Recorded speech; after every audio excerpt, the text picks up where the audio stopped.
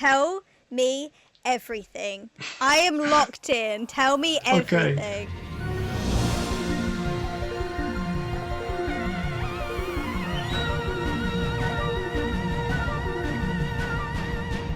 Hello and welcome to the Says Who podcast with Kat and Jack. Yes. She's let me stand up. I'm no longer bound. My dinner's a target, and I was like, I'm here again, and I'm getting a co-host. This is amazing. What's really happened is Tip was extremely horrible and disrespectful, and we couldn't stand for it, could we? So he's now tied under the table, and now being fed target novels, and I've stripped him of his podcast privileges. Yeah. I think I did just pass him a copy of Nightmare from Eden. It was one of my favourites, so I'm sure he'll enjoy it too, you know? To be fair, that's quite a nice segue, because today's topic that we're going to be talking about is Doctor Who Expanded Universe. Yes. Oh, I'm very excited. Yeah, I thought I'm extremely a newbie at this. I really haven't delved into expanded media as much as I should. And I guess I've got a lot of time on my hands now to do that. Yeah. It's one way to look at it. The way I've always looked at it, because look, we've been very privileged in a way that we've grown up having a lot of Doctor Who on TV. Yeah. But I've always been one of those people that's in the off season, whether it be like the great gap of 2016, or just in between series that I've gone like I love Doctor Who. I want more of it. So I've always been one to go into the expanded media, and I've always tried to preach it to people as well. To be like, look, if you like Doctor Who, don't just pigeonhole yourself. Don't just go for the show. Look at these other amazing stories. Some of them even better than what you see on TV. Because it's like there's just the levels of storytelling you can see in Big Finish, comics, books, video games, even lots and different stuff there. Which again, you just can't do on the TV. And I think I think you're doing yourself a disservice. And I say it on the podcast all the time. That just if you like this thing, you're getting a very small, taste of it. You're having a very small part of the buffet. The rest of it is open to you. Go for it. Yeah, you know what? I couldn't put it better myself, and I think that's the end of the podcast. Really, we'll end it there. No, you're 100% right. I mean, to be fair, I have started listening to Big Finish a lot more recently. That always was kind of my poor attention span, but now finding ways around that, I have been diving into Big Finish a lot more and reading the target novelisations and things like that. I think as a kid growing up with it, again, like you said, we were really privileged just having Doctor Who every Saturday, really.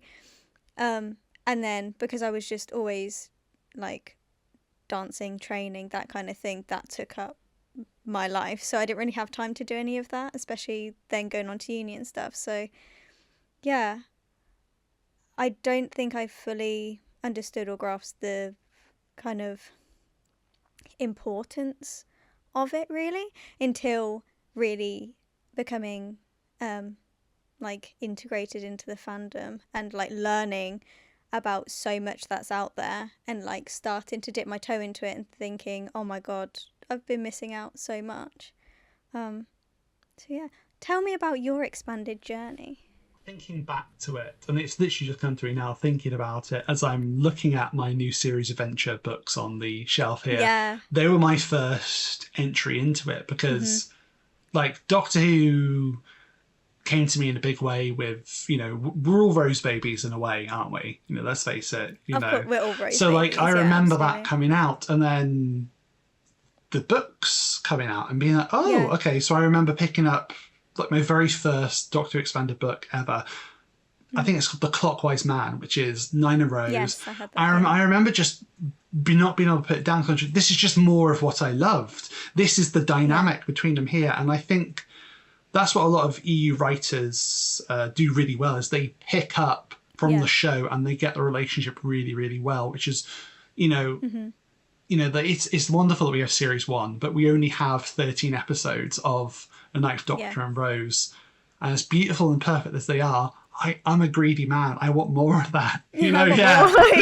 So, when picking that book up and then the subsequent ones and the rest of that series were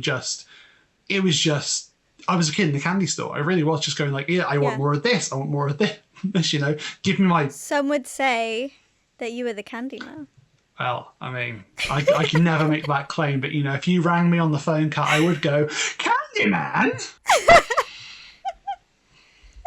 Incredible. Sorry, I didn't mean to cut off your sentence. I had to get it in there before you moved on. Sorry, carry on. Look, we got Candyman in there early, so now we can move on from it. It's fine. It's fine.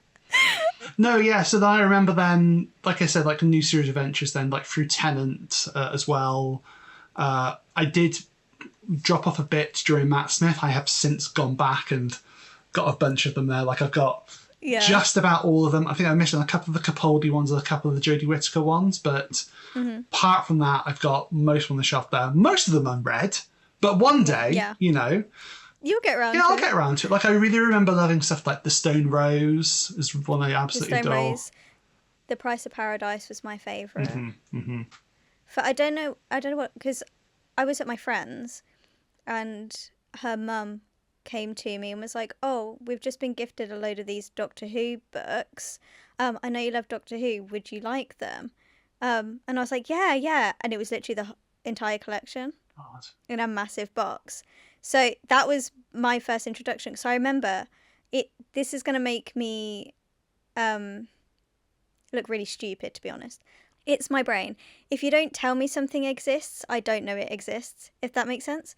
So, like, when I was younger, I didn't know that all of this, like, there were books and all of this about Doctor Who. I knew that I had my series that was on telly. I knew there was a classic era because I started collecting the DVDs. But I didn't know that there was a universe out there, like, ready to be explored. So when she said, oh, we've got these Doctor Who books, I was like, oh, there are books? So then I had this big box of books, and my first read, I think, was Stone Rose. Then I looked at the cover art of Price of Paradise, and I'm obsessed with, especially at that time, forests. Proper little love fairies, stuff, all of that. So I was like, oh my god, like, seeing all the greenery and like stuff on the cover, I was like, this is my new favourite book now. And when you went to school, you had to take in a book to read for like 10 minutes, whatever, when they did like the reading bit.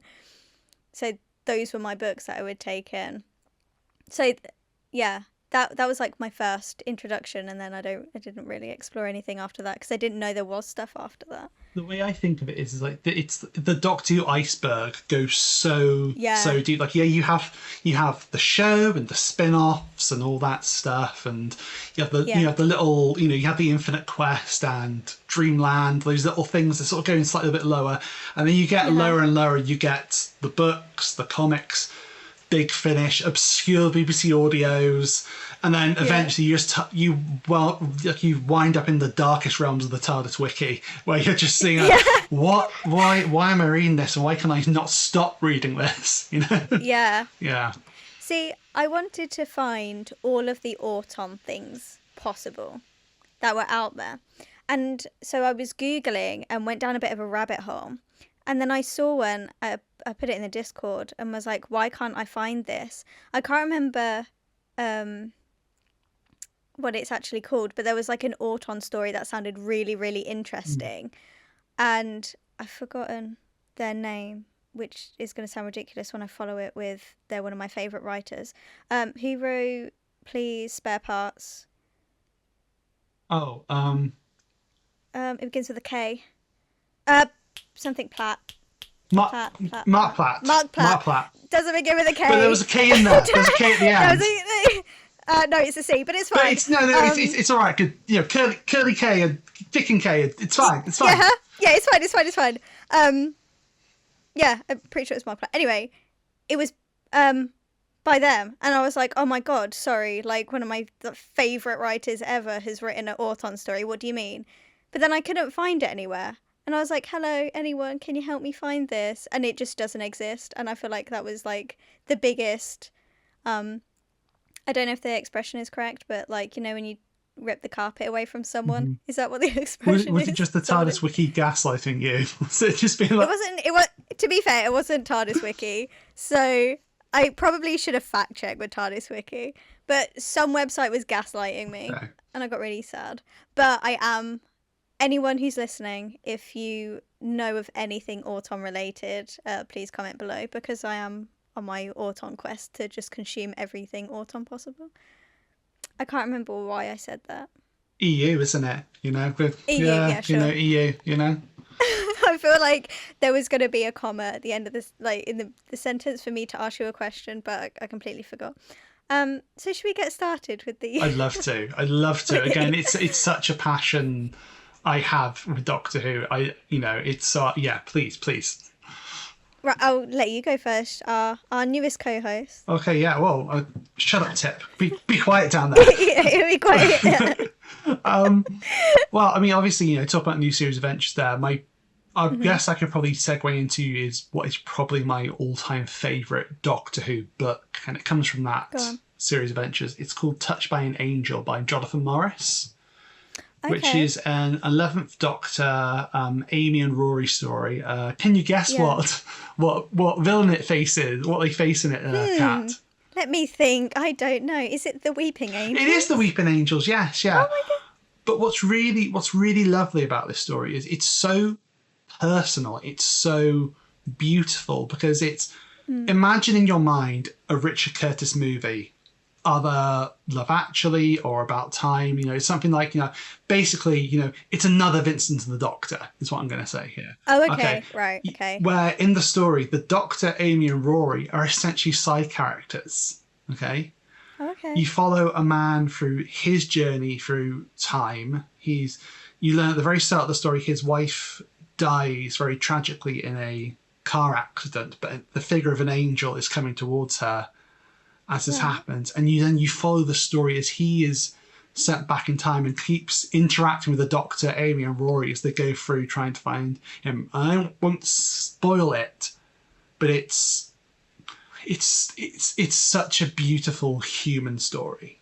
It is. And again, the angels are just there, but what's done with them is so fantastic and so scary at times, and it's what we want from a really good Weeping Angel story, essentially. There's no more added gimmicks to it. It's just the state of play. These are the Weeping Angels. This is what you know about them. This is what makes them work.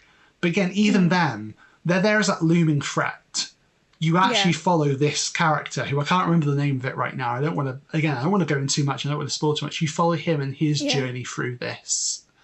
And the story as he's sent back in time and then having to make his way back to where he was. Again, the Doctor, Amy and Rory appearing at different points through his life then as he's watching the relationship with his wife. It comes to him sometime after her accident.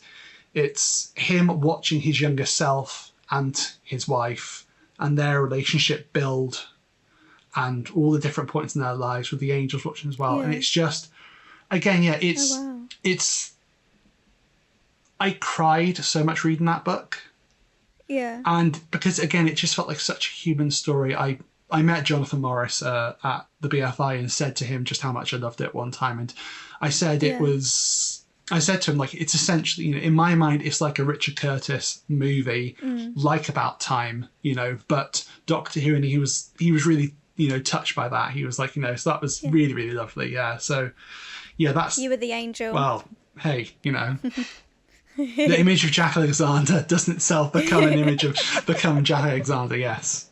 But it's so that if you're starting your Doctor Who journey, it's one I will absolutely recommend to you, Kat, because it is just, it's Doctor Who just telling a beautiful story, which you could do, but it's because it's Doctor Who, it just goes to show how fantastic this whole series that we adore is. Yeah. Yeah. I did have that, I think Josh Carpenter, he recommended it to me when I asked for recommendations.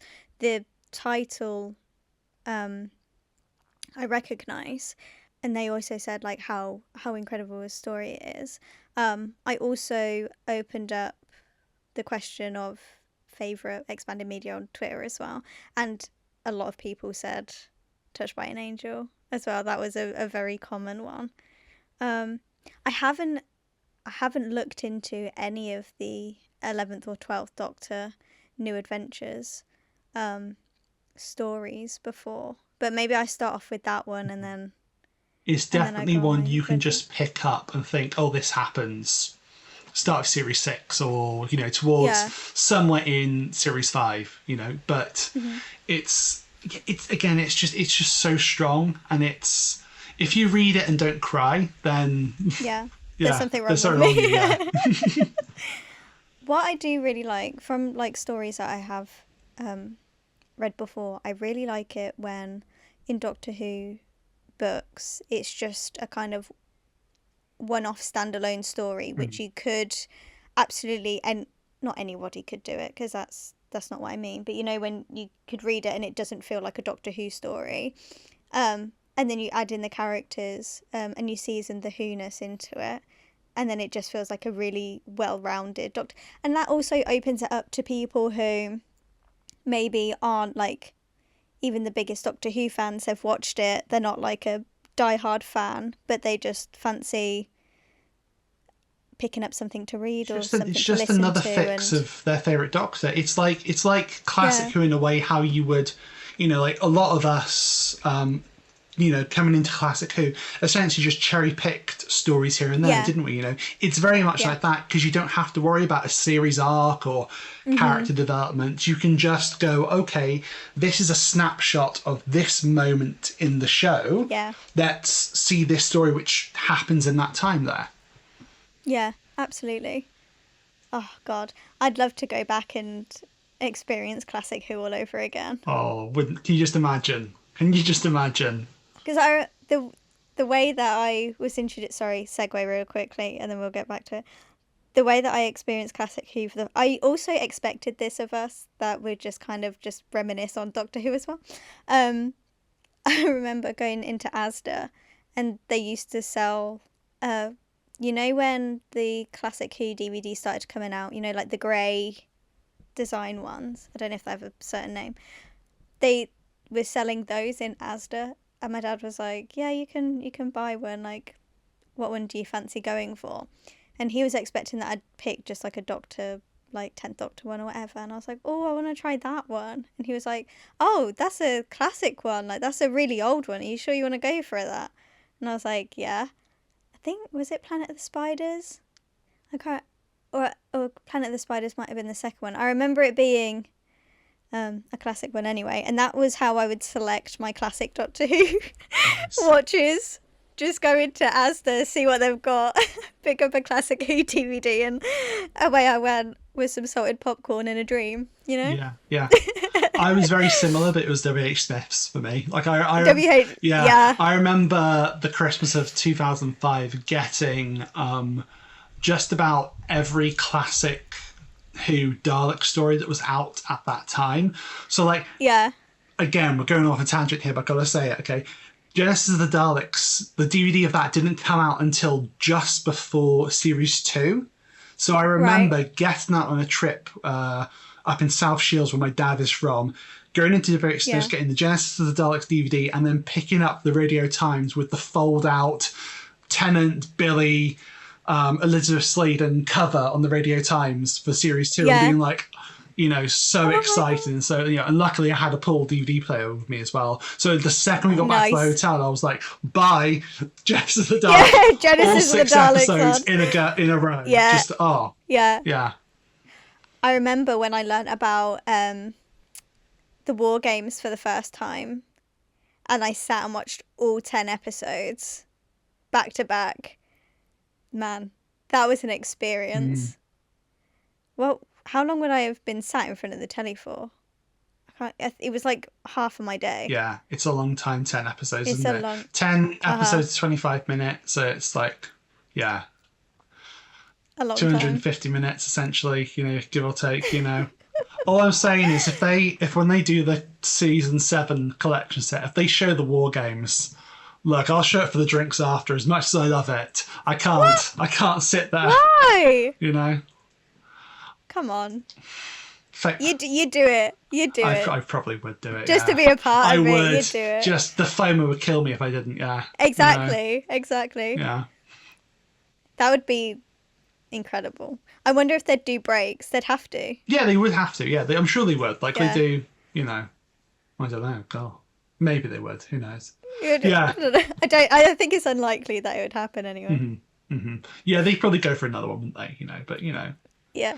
I suppose a good segue from that really is that with Series 6, obviously the War Games leading into Season 7, there's also that expanded universe grey area of Series 6B, about the idea of the Second Doctor not regenerating straight after the War Games, but actually going on adventures after that. That's the Big Finish stuff, isn't it? Yeah, it was a big theory in the fandom for a long time, and I think there were a couple little novels here and there. I think Terrence Dicks was a big rest in peace, was a big fan of it. But Big Finish made a big thing after that with their Beyond the War Games series they've done for the Second Doctor, which has been really fun seeing that sort of explore as well. Like the idea of this little gap, which obviously Big Finish, Doctor Who fans, I was going to say, we love a gap. We love a gap. Anywhere there's a gap that you can get a story in there, it will happen. So it's really, really funny that they've literally taken this, which I think is the most strenuous gap you could really get a story out of, but they've put, a whole season's, worth of new stories in there. I just think it's beautiful. Yeah. I really, really do. I also really love the Second Doctor stuff. Like, when I first watched Classic Who, and I hate to say it, I really hate to say it, and it's because I'm a loyal girl through and through, because of my love for the Third Doctor. In my head, I couldn't love anyone else. And it was the same when I was younger for the 10th Doctor. I couldn't possibly love anyone else because that's just cheating. So I was always a bit grumbly watching the first and Second Doctor. However, as an adult with many better opinions, I absolutely adore the first and Second Doctor. So anywhere, or just to have any kind of new classic, I think it really goes for the whole of classic, actually. Any possibility where there can be new classic Who stories, I eat for breakfast, lunch and dinner. And the one thing that I really, really loved, when I got really hyperfixated on classic Big Finish a couple of months ago. And my favourite thing about revisiting all of the classic Who stories from Big Finish is the really, really interesting way that we are now in, let's just say, I'm going to give it a smaller time scale, from 2020 to 2026. So these past 6 years that we've been writing classic Who stories on Big Finish, or them making Big Finish classic. Yeah, sure, that was a sentence, you know what I'm saying. The time that we're writing now for past Doctors from the 60s and 70s makes the Whoniverse feel so much bigger, because obviously they were writing classic stories in the 60s and 70s, so it was very much, although they were doing futuristic stories, etc., it was very much of that time period, and you can always feel when something's written. So now having your past Doctors experience new things in the 2020s, it just makes it feel that much bigger. And all of the adventures really feel like they are travelling through time, because they are. And our perception and kind of imagination of what the future looks now looks completely different to what their their perception of what the future looks like back then. And that's one thing that I really, really enjoyed. What did I... It was the Beware the City of Illusions. When I listened to that, after coming out of it, I was like, oh my God, this feels like, because it felt like such a, it felt like a classic Who story. It felt really like, I'm going to say traditional, like a proper classic story, but all of the imagination and like the ideas and concepts that went into the story felt very 2026. And I just sat there and just reflected and was like, how important is it to write for all of these doctors that were from, you know, before we kind of hopped on and what we call modern Who now, getting the time and energy of now to create new story. I really loved it, and I really wanted it to continue because they're so creative and imaginative, and just makes the whole Doctor Who universe feel so much bigger, and it really feels like time travel. Yeah. Absolutely, yeah.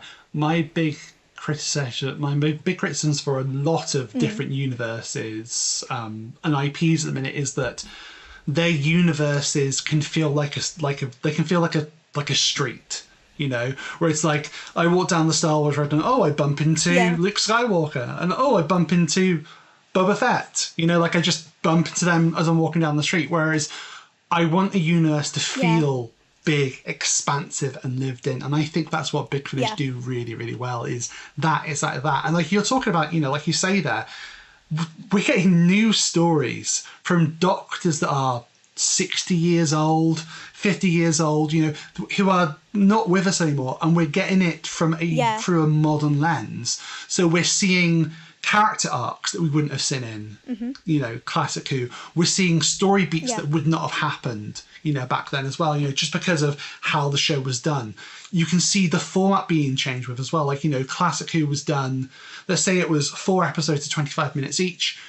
Now with Big Finish, a lot of the stuff they do, it's very much fitting that sort of new Who mold. You have like an hour or a 45-minute episode.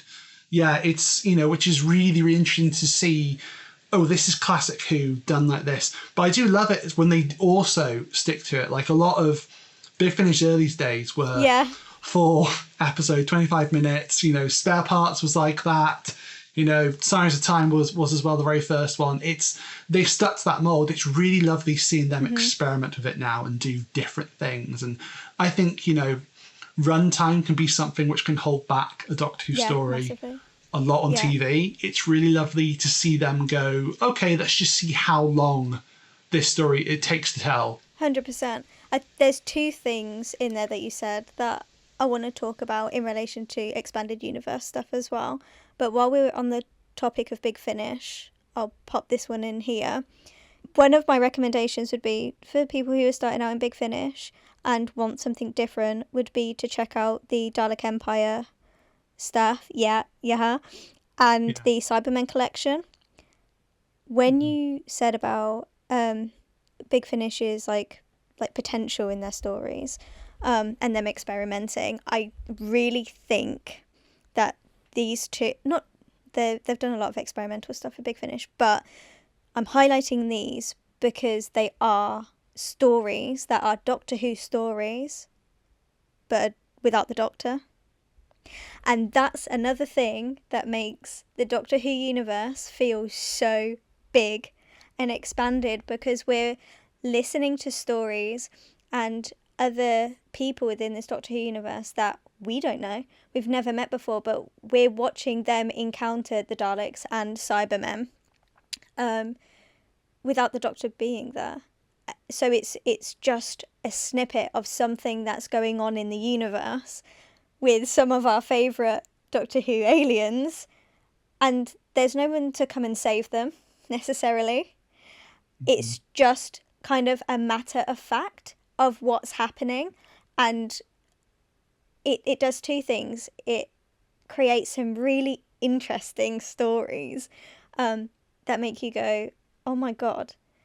But it also kind of adds more weight to the Daleks and Cybermen, because you watch them on the telly or you listen to them with the Doctor and you think, oh, okay, the Doctor's there, so you know that there's going to be, you know, casualties, as there are, but you know that everything's going to be okay, or 9 times out of 10 it's going to be okay, because the Doctor's there and that's what he does. He comes in, he saves the day, blah blah blah. In these stories, he doesn't come and save the day. Mm-hmm. So it just happens, and it makes the weight of who the Daleks are and what the Cybermen are all that much heavier, because you think, oh god. I just think having stories that are Doctor Light and just being able to see what happens in the universe, that is really, really intriguing to me. And I really hope that one day, especially kind of like now when they've got the opportunity to be kind of churning out more stories than, you know, because that's all us fans are really going to be listening to, and as we don't have the telly to watch, yeah, I really hope they kind of jump on that and give us more kind of alien stories without the Doctor. And I think that it will be interesting from the perspective of people, like fresh writers, new voices, just their takes on these aliens, but also just kind of deepening the understanding of the universe and really kind of immersing us in other stories without a heavy focus on who's going to come in and save the day, because we like to see, or at least I like to see, the kind of damage that they do when the Doctor isn't there, because it just brings that threat in all the more when you do have a story where the Doctor's up for it. So yeah, I'll shut up now and let you talk. No, I think you're absolutely, what you're saying there is beautiful, and I completely agree with it. I think there's 2 things I want to go through for there. The first one being that my biggest hope for a spin-off of Doctor Who in some way on TV for so long has been like an anthology series following the monsters, for what happens when the Doctor isn't there. Yeah. You know, and that's what Dalek Empire and Cybermen or Cyberman do so well. It gives you that story. Davros is another one which is really, really fantastic for that. And, you know, obviously with that as well, the conception of that is, the whole point of it is that you're seeing the origin of Davros, you know, which is so fantastic and so chilling and really scary. And I'll say more about that later because that's on your list. But the other thing I'm going to say is, well, like, this idea of that we need to have these fresh voices coming through to Doctor Who now, because that's how we're going to revolutionise these characters and these creatures for new generations. The whole reason we have the Daleks, the whole reason we have Doctor Who in a way, is because Dalek works so well. And Rob Shearman did such a fantastic job with that episode where he revolutionised the Daleks for this new generation and made them scary and made them threatening. They were a joke before that. They're kind of a joke again now. That's what we need again. That's what we need again for these characters, for these monsters. We need that revolution. Yeah. I think, to just hop onto that point, is when Doctor Who does come back, it all needs to, and I'm not saying anything new here, but it does all need to go back to the fundamentals, which is good character work. Because another reason why Series 1 was the jumpstart to what we have now is because they were really grounded, character-driven stories. And it's not even just from the perspective of the companion, which was Rose and the Doctor, but the aliens had such great backstories and were really fleshed out and fully rounded, 3-dimensional aliens that not always made you absolutely terrified, but also made you feel other emotions like empathy and because, and I think you had it pretty much in every episode. I didn't think that I'd ever sit there and cry over a Dalek, but Rose standing there with the Dalek open and her saying, it's the sunlight, that's all it wants, and having the Doctor stood there trembling with a gun, like, how can you not feel for the Dalek in that moment and absolutely shed tears? It's like when you have Blonde in Boomtown and you're sat there crying over a Slitheen crying in the toilet. Like, it's just, when you watch Aliens of London and World War Three, you sit there and you hate you hate the Slitheen, and it's just, you're like, yeah, good, I'm glad they exploded, you know, like, that's good, we've beat them. And then you jump to Boomtown and you just sat there and feel so much sympathy, especially towards the end of the episode where we kind of learn how the Slitheen are brought up, so to speak. And you're like, well, she didn't stand a chance. And even the Doctor says, well, now she's an egg with a new family. She might not end up the way that she did, or she might do, and that's her choice. That's all going to be down to her. So, but I know that with recent, or not necessarily like recent now, but in some eras, you just don't have that emotional connection with some aliens where you don't feel anything for them. They're just there. They cause chaos. There's not really any dimension to them. And then the episode's over. And it's hard to kind of connect with it that way. And I think that's one of the biggest things that has been, not the downfall, but something that needs to be considered in the next run. But that was a tangent and a half, wasn't it? We keep going on these tangents, but I think I'm sure listeners will enjoy. I always enjoy a tangent on a podcast. Too. You know, I don't know why I'm pretending like I don't do this in every episode either. Or whenever I do a podcast without Tip, it really shows who keeps the podcast on track and who just turns up to talk. But no, I think what you're saying there as well, to jump off it and maybe bring it back to what we're talking about there. It's a lot of those monsters as well haven't penetrated like the zeitgeist in the same way as the Daleks and Cybermen. Weeping Angels have, absolutely. But you can also see those monsters that do really work. Again, I'm going to go back to Big Finish, because they've had, you know, great stories with a lot of those ones. They've had stories, and they've had quite a few box sets called Classic Doctors, New Monsters, which are really, really interesting. Again, really good Weeping Angel story there with the Fifth Doctor, which is fantastic. Really, really great. Weirdly has Sacha Dhawan in it, pre-Master. I love which is that. Quite cool. I know, I love it so much. You know, well, look, Big Finish. You have David Tennant pre-Doctor Who doing stories for. Did you not know this? Right, okay. Medicinal purposes, and I think Dalek Empire as well. How did I not He's in. I think it's Dalek Empire. I could be wrong about that one, but I know medicinal purposes, which is the Sixth Doctor and Evelyn story. David Tennant's doing. He does a character in that, right, before being cast as the Doctor. No way! Yeah. I'm gonna have to go listen. That's insane. It's really, really funny. And another one. There's a Colditz, which is a Seventh Doctor and Eighth story, which is, by the way, fantastic story. He plays a Nazi officer in that. And then what's really funny about that is, okay, right, Colin Baker in Arc of Infinity shoots the Fifth Doctor, later becomes the Doctor. In Colditz, David Tennant plays a Nazi officer, shoots the Doctor, later becomes the Doctor. So look, all you have to do to become a doctor is shoot a previous incarnation. Absolutely, look, and then you're cast. If I had a nickel for every time it happened, I'd have 2 nickels, which isn't a lot, but it is weird it happened twice. That's incredible. Oh my god, I'm going to have to go and listen to that. It'll be great to hear, again, some amazing, fantastic stories, but that is also a drive to put it on my list to give them a listen. Yeah. Those 2 are good ones, because I think you can just pick them both up. You know, Medicinal Purposes is they're both historical stories. Codex is a bit more sci-fi, sort of into it, just based on like what the Nazis kind of were and what they were looking into anyway. But they're both ones you could just pick up, and if you know who Evelyn is, you know who Ace is, you're fine. So to be fair, in my notes, I do have under my Big Finish section, it says about Big Finish new companions. Because one of my favourite things about Big Finish is the new companions that they introduce, that you sit and listen to, and you think, oh my god, I really, really, really want them on the telly.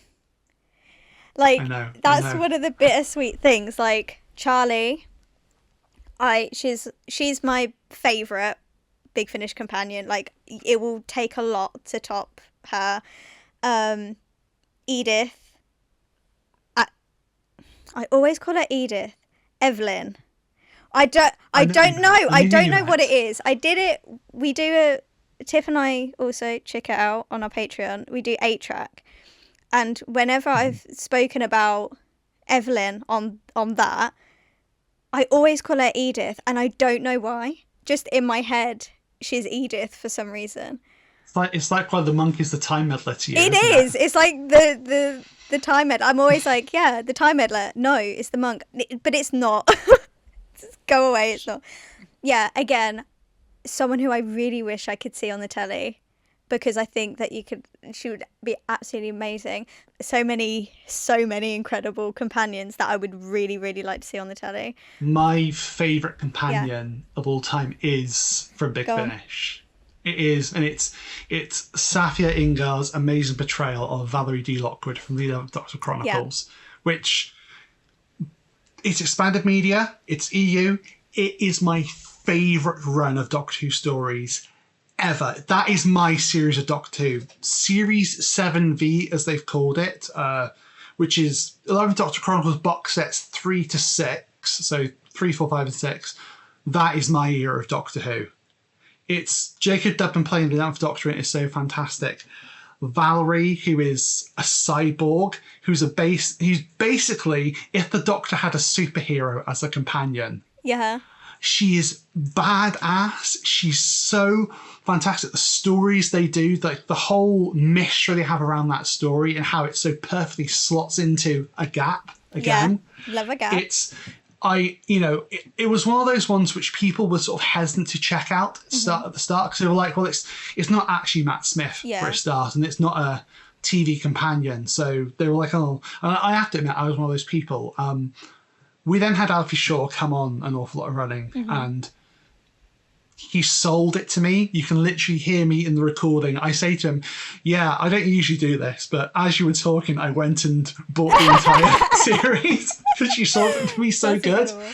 And yeah, so Alfie's become a really lovely friend and has been on the show a couple of times. So like, I'm really excited to see what happens with the 12th Doctor Adventures, which is sort of the spiritual successor to the 11th Doctor Chronicles coming out, but my goodness, so if people ask me what if you want to do something which is bold and striking and feels like Doctor Who, but the characters speak like we'd speak to our friends. Yeah. Like they feel real, the characters in it, which I think is, and that's not me trying to criticise them any other periods of Doctor Who, any other versions of Doctor Who, but it feels so real, even though they're in these fantastical stories and these sci-fi epics and what have you, they feel like real people. See, because I have it on my list to listen to that run because of you.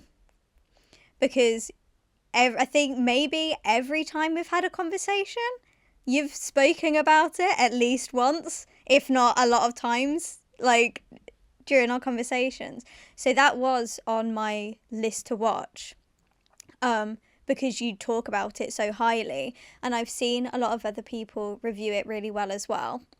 But the clincher, because I've been reviewing the 12th Doctor Adventures, after listening to the first 2 stories, I am definitely like, oh, okay, no, this is Doctor Who. Yes. So I'm gonna go and listen. Like, that's my I've got the quintessence and the Silver Turk to listen to first, because I keep getting hounded by people looking at one now to listen to the quintessence. I don't know what you mean. No, of course not. I don't know what you mean. That's I will deny that till the cows go home. But yeah, I have to listen to that, to the 11th Doctor. It's Chronicles, isn't it? The 11th Doctor. Yeah, the Doctor Chronicles. Yeah. Yeah, because I think it might change my life. It genuinely does. I think my favourite things are the 11th Doctor. Yeah. That I've ever seen. And obviously, Day of the Doctor is my favourite episode. I love it so much. I love so much the 11th Doctor. That series, just get the 11th Doctor it, and the darkness that is with him as well. The first episode, and it's not a big spoiler, the first episode, the villain essentially says, I'm going to throw all this at you, I'm going to do this, I'm going to end the Doctor. And the Doctor just goes, go on then. Right. Go on then. Yeah. You know, you can try. Have a crack. Yeah, have a crack. You know, and it's like, look, for lack of a better term, the aura farming in that moment is spectacular. But then the actual arc that carries you through that series is so fantastic and so methodically thought out. Yeah. It's just, I was in a little group chat with people as it was coming out, and we were slowly getting more and more people into the series, and every single person that just tried it was like, whoa, wow, like Josh Carr, Mr. TARDIS, a bunch of people were just like, this is, sorry, there's me just clang, dropping these names, you know, but yeah, no, it's such a rewarding series, and I think you'll come out of it. I think you'll love Valerie a lot, yeah. Because there's another companion that I've been recommended to listen to as well, Sheridan Smith. Is that Lucy? It's, Lucy Miller. Lucy Miller. That's another one that I've been recommended to listen to. There's all this Big Finish that I'm really excited to listen to because there's just so many stories. So if anyone is still grieving Doctor Who being off the screens for a bit, like we still are, really go and check out Big Finish. I started to write a spreadsheet of all of the stories that I want to see in order. But yeah, I'm going to check out the Lucy Miller stuff as well, because apparently that's really good. Have you listened to any of it? I've listened to bits and pieces of it. What's wonderful about that is it's obviously, again, we're talking about the expanded universe. We wouldn't have an 8th Doctor era without the expanded era universe, would we? Absolutely, you know? Like, 100%. And I love everything with Charlie. You know, my favourite... One of my favourite stories, I can't believe it's taken us this long to actually properly dig into it. One of my favourite stories in all Doctor Who is the Chimes of Midnight. I just don't understand how I have been put on this earth for, it was last year, wasn't it? So what was I, 27 years, and I had not heard the Chimes of Midnight. Granted, it wasn't out 27 years ago, but what an incredible piece of Doctor Who. Genuinely, if you want one of the most, like, timey-wimey, sci-fi with such, I don't want to spoil too much, with such real and interesting, layered and complex characters wrapped up in a big old mystery. Oh my god. Gothic, it's funny. Yeah. It's tragic, it's terrifying. It's Rob Shearman. It's Robert Shearman. It's absolutely. And I'll tell you what, I am diehard for the Chimes of Midnight audio. When Robert wrote the Chimes of Midnight novelisation, I was very lucky that he sent it to me before we did our interview, so I got to read it. I sat, binged it, was like, oh my god, it is one of the books that I pick up all of the time. I didn't think that he could write the Chimes of Midnight any better than he did for Big Finish.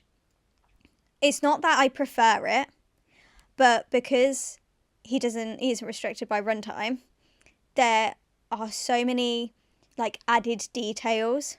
All of the characters are fully fleshed out because he has time to do that. And he also does some really interesting things in some of the events that occur and the characters. There are like 3 big scenes for me that when I was reading it, because I'm such a like visual person, I could see it all in my mind and it played out like a Doctor Who episode. And was one of them the turkey going up the wall? I was like, oh my god. When I read the turkey being up the bloody wall, I was pissing myself because you have Robert Shearman who writes this really like from the heart, like visceral, dark comedic stuff which leaves you sit there thinking, oh my god, that was the best bit of Doctor Who ever. And then you've got the other side of Robert Shearman who makes a turkey come back to life and run about the kitchen. There's just like that man. Honestly, it's my one. I've literally got my list of like recommendations here and things like, and the name is just Robert Schimmon. Robert Just Schimmon. Anything Rob has done. And obviously I'm very biased that Rob is. I said it to his face. He is my favorite writer. Yeah. Of anything, anything ever. The Holy Terror is my favorite Big Finish story ever.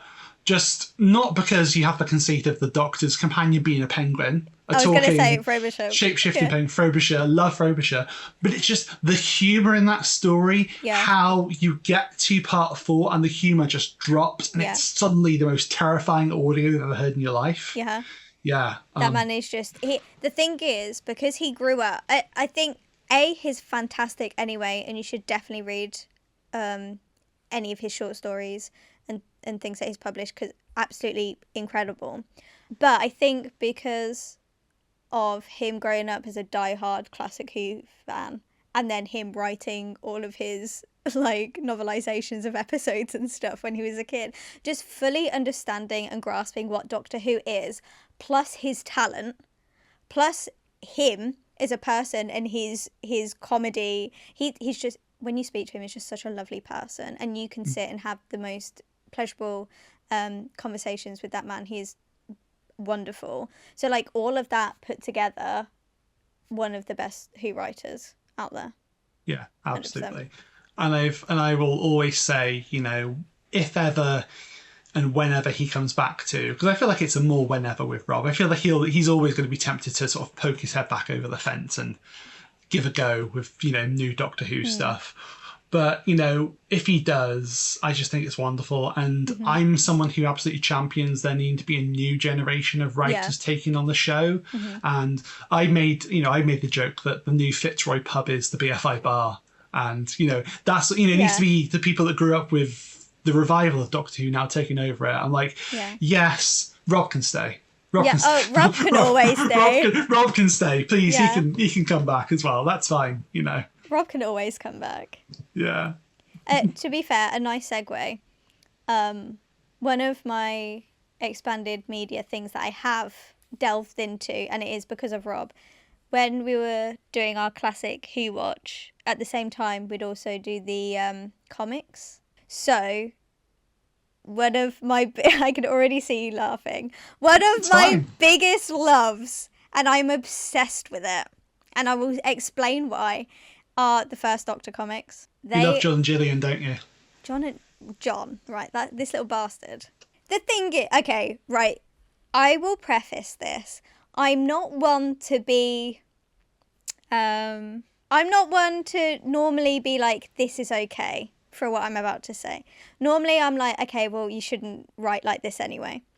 They're very much of their time, okay?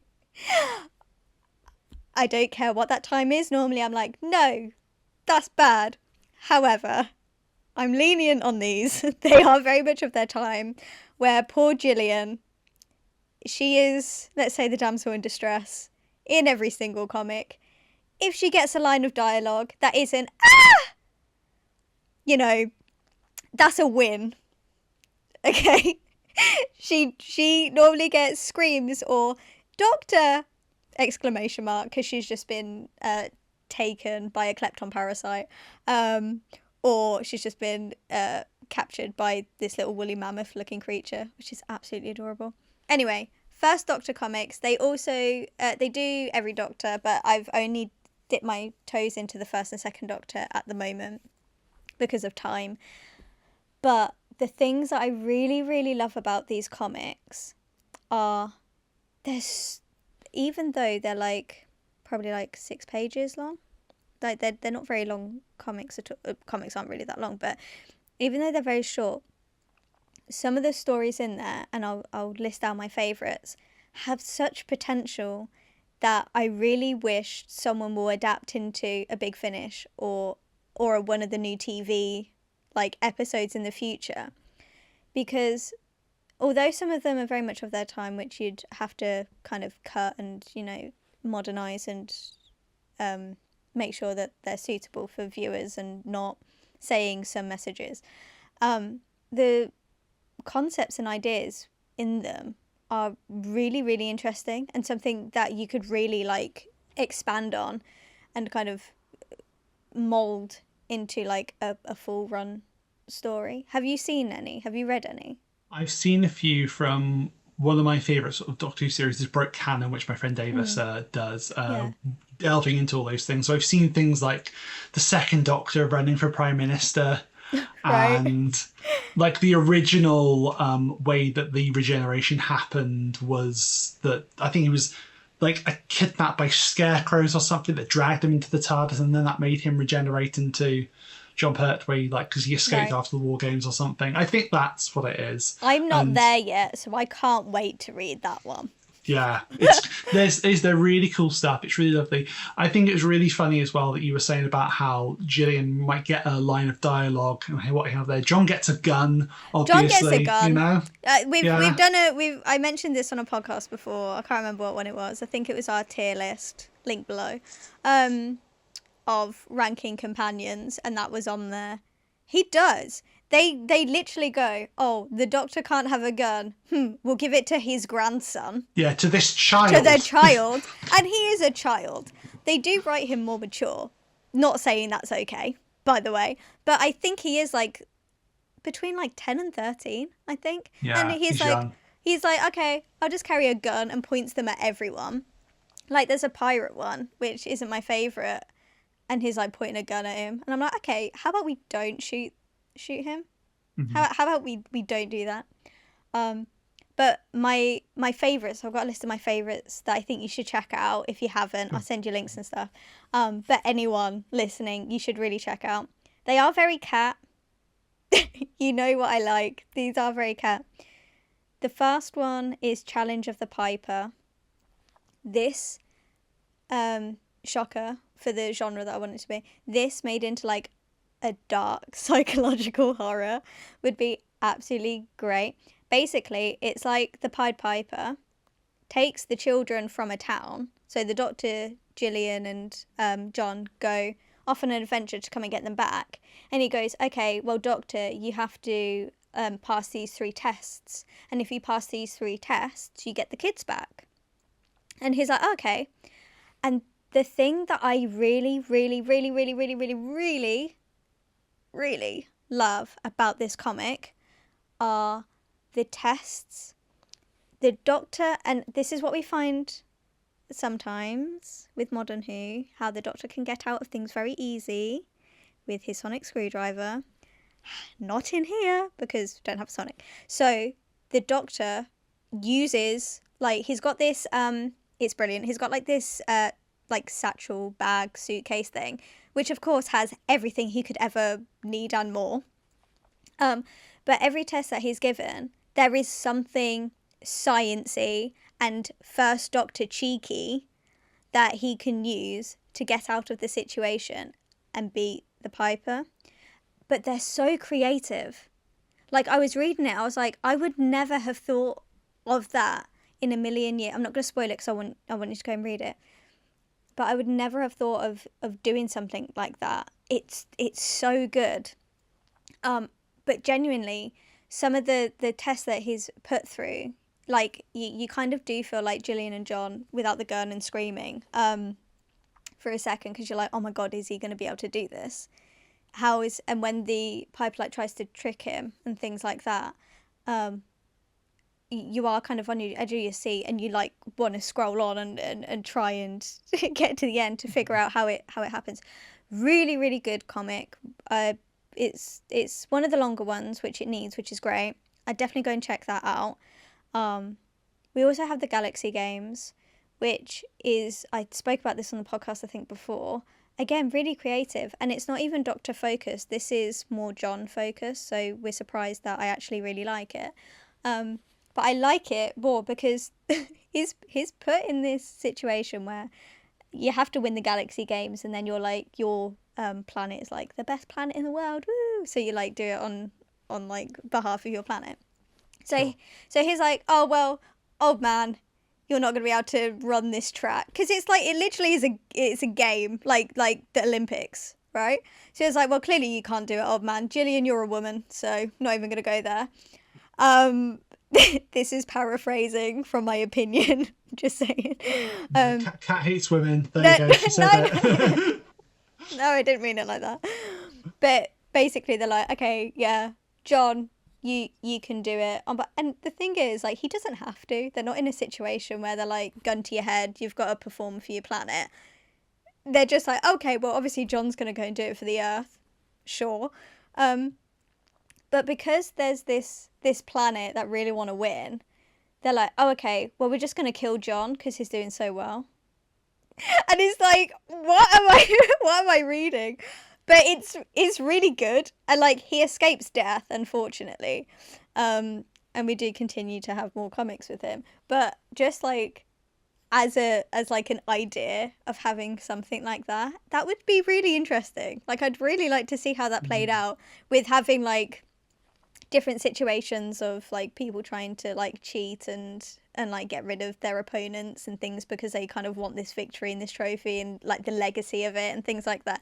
I think there's some really interesting stuff, and you could like do a bit of a historical with it, and I don't know, there's like it's stuff kind of in like there. the Hunger Games meets Doctor Who, isn't it? Like, I like that. Exactly. And I want to write the Ghost Monument as the Hunger Games, so maybe I sprinkle a bit of Galaxy Games. Yeah. Well. Oh, gorgeous. Yeah, I love that. No, I think that's really good. lovely. Yeah, I'll definitely check those out. And I think that there's a lot of stock in Doctor Who comics. Like, I grew up loving the IDW ones and the Titan comics as well, which they're still coming out with here and there. You know, obviously I know Circuit Breaker, which is the big sort of EU Yes, I thing want to talk coming out. about that. I want to talk about it. Yeah, that's got comics coming out for it as well, which I think is really interesting. And there's some really, really good ones I love from the Titan range. Like, I was really kind of annoyed it got sort of stopped on like a cliffhanger, essentially. Like, they cut off the 9th, 10th, 11th and 12th Doctor ranges as they were like at a point. So there are unresolved stories to this day, particularly the 10th Doctor range, which I really loved because he had 2 really cool companions I love there. Yeah. But it is what it is. But I think comics are a really great way, like a novel or short stories, that you can have Doctor Who essentially without the budget, can't you? Yes. Like, in a comic, the only thing you're held back is how well your artist can draw these, these landscapes and what have you, all these different things. Absolutely. If you're reading, books or short stories, it's how much your mind can, what is the the movie screen your mind showing you as you're reading this, really that's the only thing holding you back, which I think is again another massive strength of the EU, which people really should look into because of that. Because if you look at something like Love and Monsters and go like, oh, it's the cheap episode, you can tell it has its qualities. However, if you want a Doctor Who blockbuster every week, pick up these books. Yeah. Yeah. I like that. Liam in the edit, clip that for real, please. I really like that. That's absolutely true, because you're only limited by your imagination.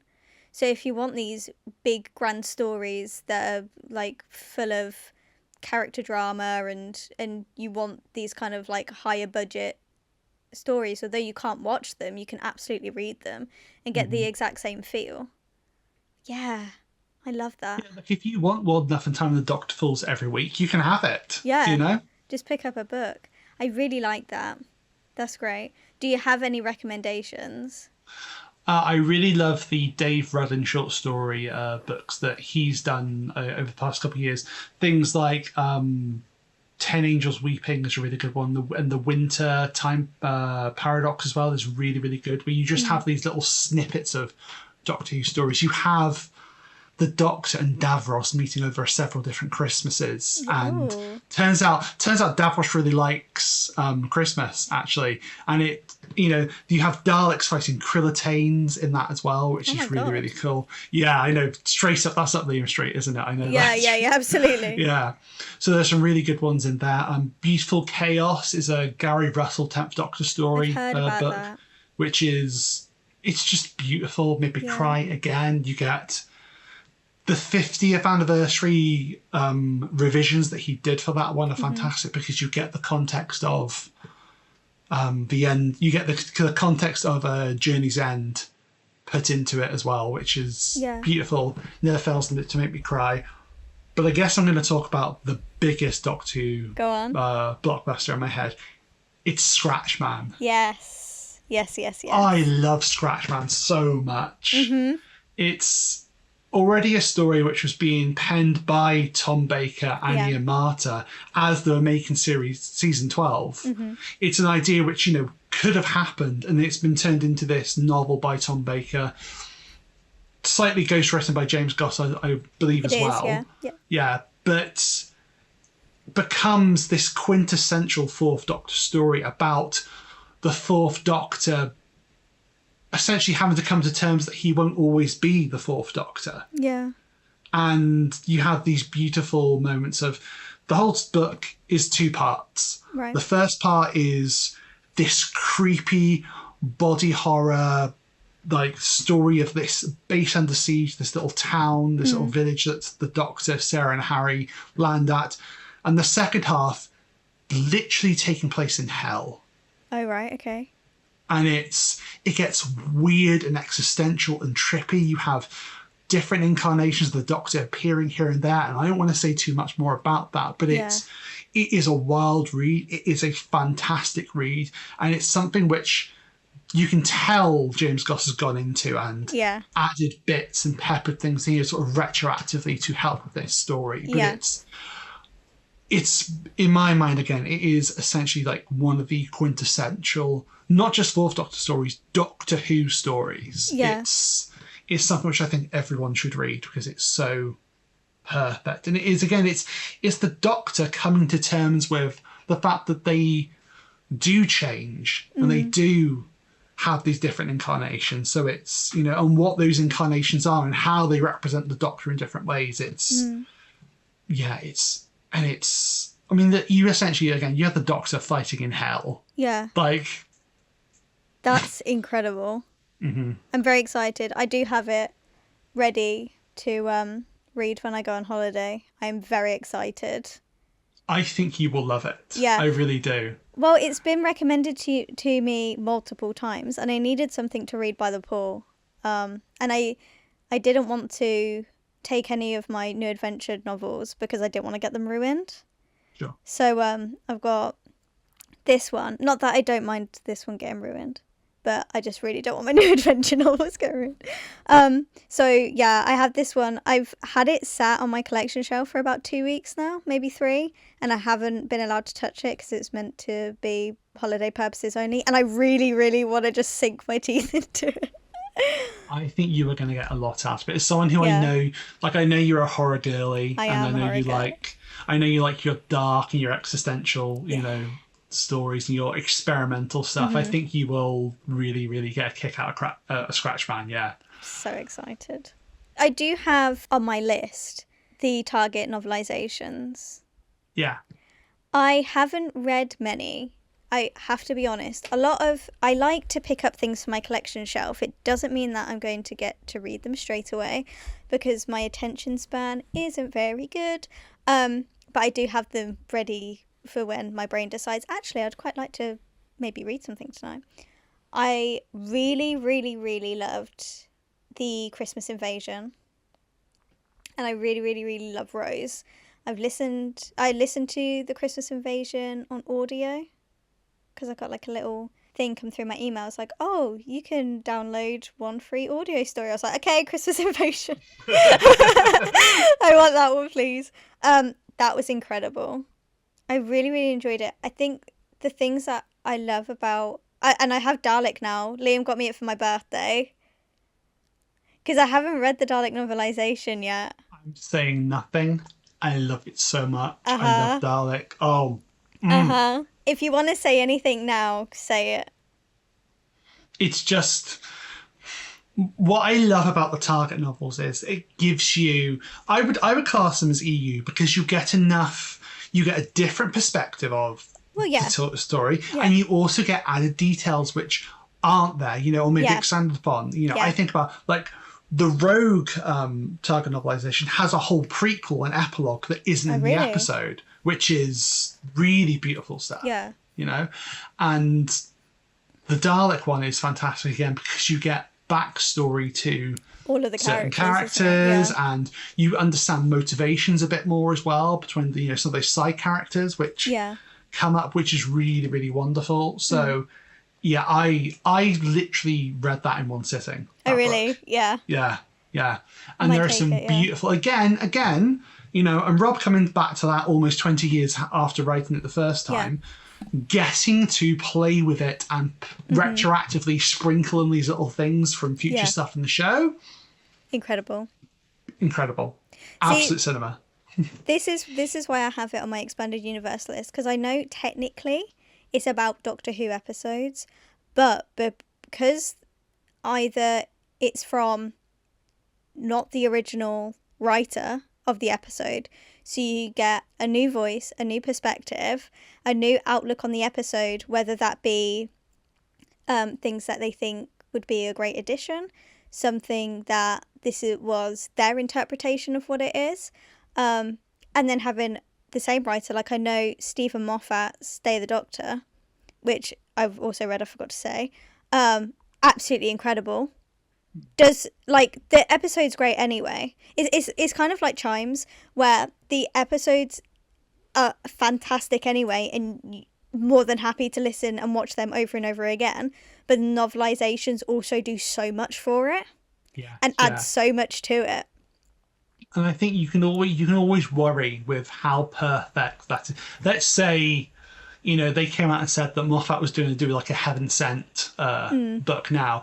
You'd worry, because Heaven Sent is so perfect, you'd worry that it wouldn't be able to live up to it in any sense. But we're so lucky that both Chimes, Jubilee as well, and Day of the Doctor, and a lot of Target novelizations do really, really live up, and some even improve the stories as well, which is really, really, fantastic. There's a lot of work that's been done to make maybe a story that didn't work for whatever reason on TV work in that version of it. So I think that's enough, sort of credence to say they are EU in a way as well. Yeah, absolutely, because I know that a lot of my criticisms with Doctor Who stories often are, I wish they had time to explore this. I wish they had the runtime to be able to fully flesh out this episode or this part of the episode, blah, blah, blah.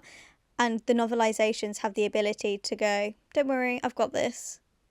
And then give context or add on and fully flesh out an idea that maybe they didn't have the runtime for or the budget for. Again, that's the best thing about the books is you're not restricted by that budget or the time. You can really explore certain things. And that's what I really, really like.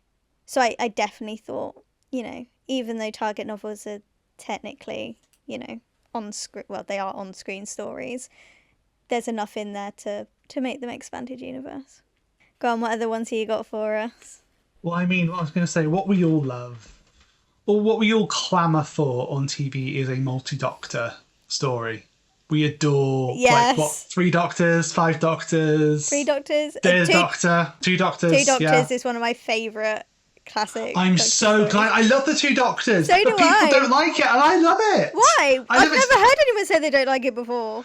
Yeah, Why? people are like, oh, it's not that good, And I'm like, no, I adore the 2 Doctors. So I love do it. I think it's such a good story. Yeah. Oh. Yeah. That your taste is wrong. Whoever doesn't like the 2 Doctors, I'm sorry. Yeah. Look, I'm going to be honest. Yeah. People will criticise Expanded Universe for having, more multi-Doctor stories or having too many. I'd say that's when you can have your cake and eat it. Yeah. That's when, look, in the EU, all bets are off. Yeah. The toy box is open to you. Exactly. Do it, have fun. So Big Finish have a lot of really good ones. My first ever Big Finish was Light at the End, which was their 50th anniversary story. I love that story so much. So incredibly much. I got to speak to Nick about it a little bit on the podcast interview. Oh my God, I love that story.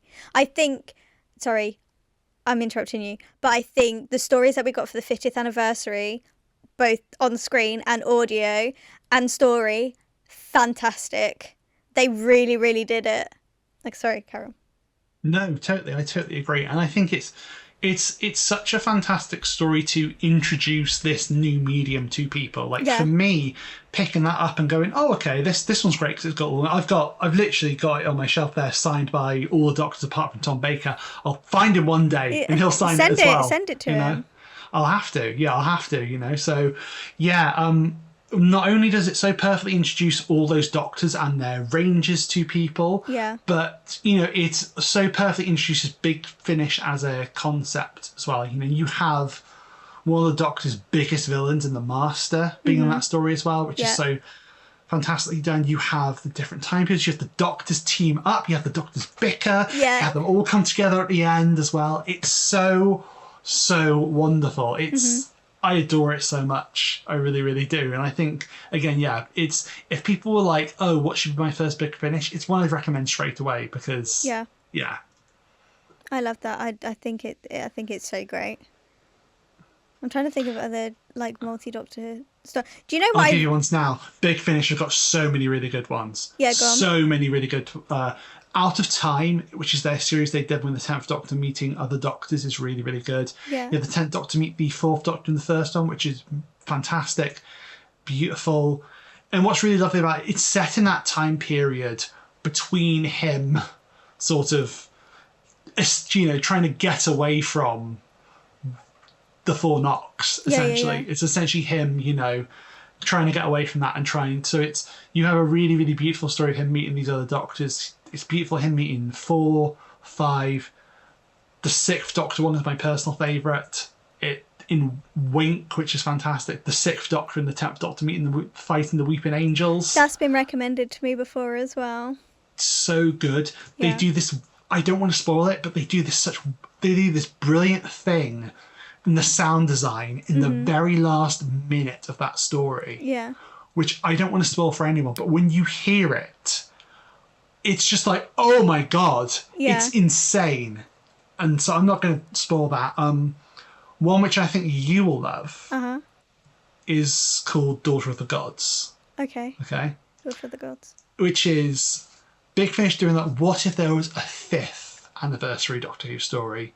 So it's the 1st Doctor and the 2nd Doctor meeting, and it features the TARDIS teams in it are Jamie and Zoe and the Doctor. It's essentially done as if it's done in season 6. Yeah. And then it's the 1st Doctor, Stephen and Katarina. Katarina? Yes. Yeah. The story in that happens because basically what happens is that the Daleks are involved in it as well, and time messes up because Katarina doesn't die. Essentially, the 1st Doctor, Stephen and Katarina, never investigate the Dalek master plan. And so time messes up at that point there. Katarina is still there.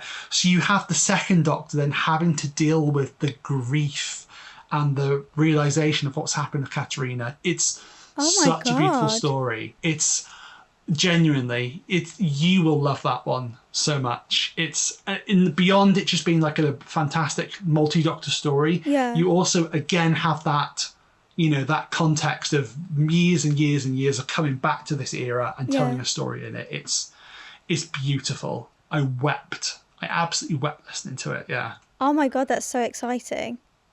Yeah, I'm gonna listen to that. I have so many fantastic stories that I get to listen to. I'm so excited. But this is the thing. This is what we're saying here. Yeah. That, you know, the TV show, I know I said it earlier, it is the tip of the iceberg, isn't it? All these fantastic stories, you are doing yourself a disservice to not go and experience them and to, you know, to dive headfirst into this. And I know it can seem really intimidating to some people, but that's totally valid. That really is, you know, we've all been there at a certain point, you know, and had to go, you know. What I would say is to people that want to get into things, whether it be books, whether it be comics, whether it be Big Finish, just pick something you think looks interesting. Yeah, just pick something. Yeah. Just pick something, you know. For me, something I loved when I was sort of really getting into it was the Time Lord Victorians event. I followed that really, really well during that time. And I loved a lot of stories in that, you know. I didn't really go for Doomsday so much, but obviously... I didn't follow that either, yeah. No. But obviously we've now got... is Doctor Who. Yeah. It is Doctor Who now. Yeah. Circuit Breaker. You know, and I'm sorry, Joe Martin is the Doctor. Joe Martin is the Doctor. Joe Martin is the incumbent Doctor. That's just the story. That's just how it is, you know? Yeah. The thing with Joe Martin is, don't get the hate with all that. I haven't followed any of the Circuit Breaker stuff yet because I want to do it all in one big fellow swoop. Nice. So I'm waiting for the majority to come out so I can start listening, watching, playing that, and then I can finish because I'm not very patient. So I'm just waiting. So I went and looked at some of like the promo stuff and that, and I saw so many people like, she's not my Doctor, like Joe Martin isn't the Doctor, and all of this. And I didn't realise there was so much hatred for it out there. And I don't know if it's Chibnall, I don't know if it's other reasons. You know what that is. But of course, Joe Martin is the Doctor, regardless of whether you believe in that. Of course, the Doctors had lives before the First Doctor. The First Doctor isn't the First Doctor, and we know this anyway. He would have had other incarnations beforehand because they talk, like the Master talks about them as children and things like that. So it's a bit silly to think that, you know. But anyway, I think there's so much potential with the Fugitive Doctor. I haven't dipped into any of the Big Finish stuff, but this is why I wanted to talk to you about it, because I feel like you have the knowledge, so I'm going to pick your brains. Sure. But before I do that, I do want to talk about Circuit Breaker. I think it's classed as the expanded universe because obviously we don't have it on the screen. She is the Doctor 100% right now, but we have Big Finish. She wrote her own book for it. Yeah, which is part of it. Yeah. We have games. We have some. Is it mobile games or would it be on their website? It was. Yeah, I think it's on the website. It's on the website. Yeah. So excited for all of this. Oh, and the Doctor Who website, all the unit stuff. See, that's what I was loosely following it, and then was like, no, I want to go back and do it all, because I know there's some comments about how the unit website's written and some ways that people are talking to each other.